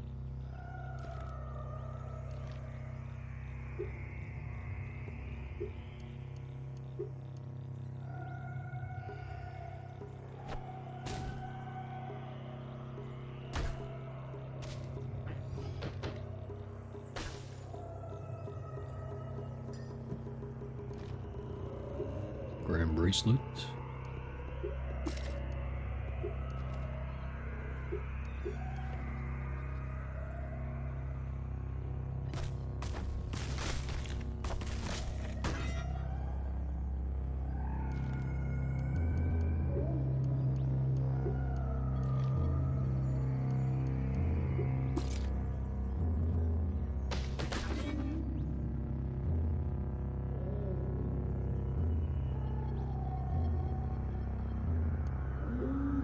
Obsidian Chris.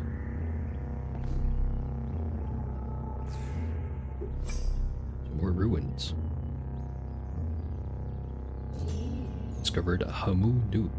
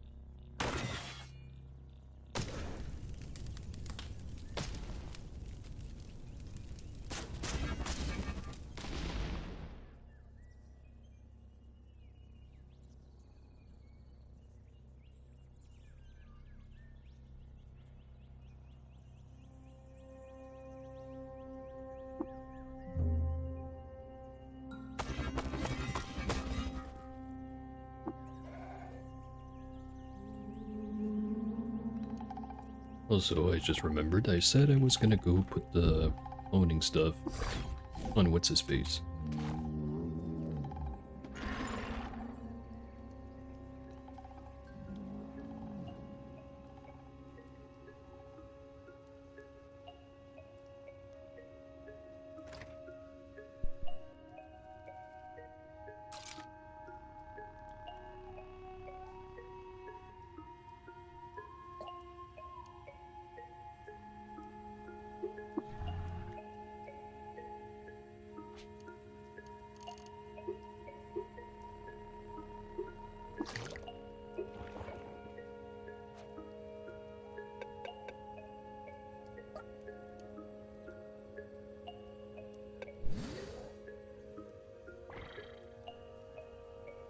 There we go, now there's two.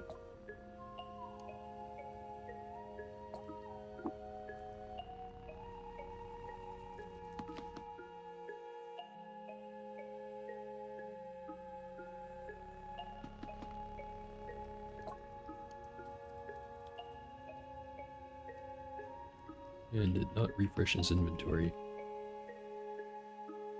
So, this is a bit earlier than usual, but I think I'm gonna call it there. Seems like a good ending point anyway, and I do want to make some more research into that golem.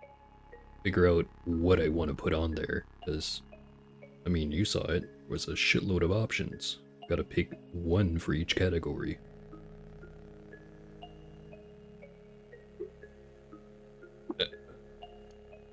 Anyways, let me just pop open Twitch.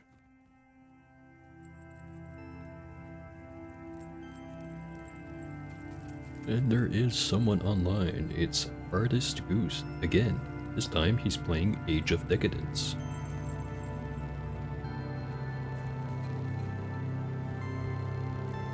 But before I do that, how many people are watching? Got 7. Wow, quite a turnout.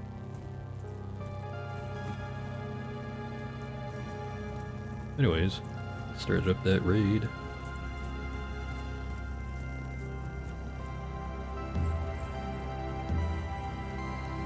Right, so tomorrow is just gonna be some Dome Keeper, but usually on Wednesday I would be playing Dredge, but I'm thinking I'm gonna wait a day or two so that I can play the new DLC right as it comes out. Hopefully right as it comes out. I'm not sure exactly what hour today it's gonna release, which might change some plans around. But yeah, tomorrow Dome Keeper. Wednesday I'm gonna go ahead and say it's gonna be more Caves of Qud. And then Thursday and Friday I'll figure out which day I'm playing Dredge, and whichever the other, well, whichever day it's not on, I'm gonna be playing some more Dome Keeper. So, not too different from the past couple of weeks, but I have been thinking of maybe, you know, dropping one of the games and then playing something new. It'll probably be Dredge, since there's only so much to do in that one. But yeah, I'll only drop it once I'm actually done with it. Anyways, thanks for checking out the stream. Let's go ahead with that raid. See ya.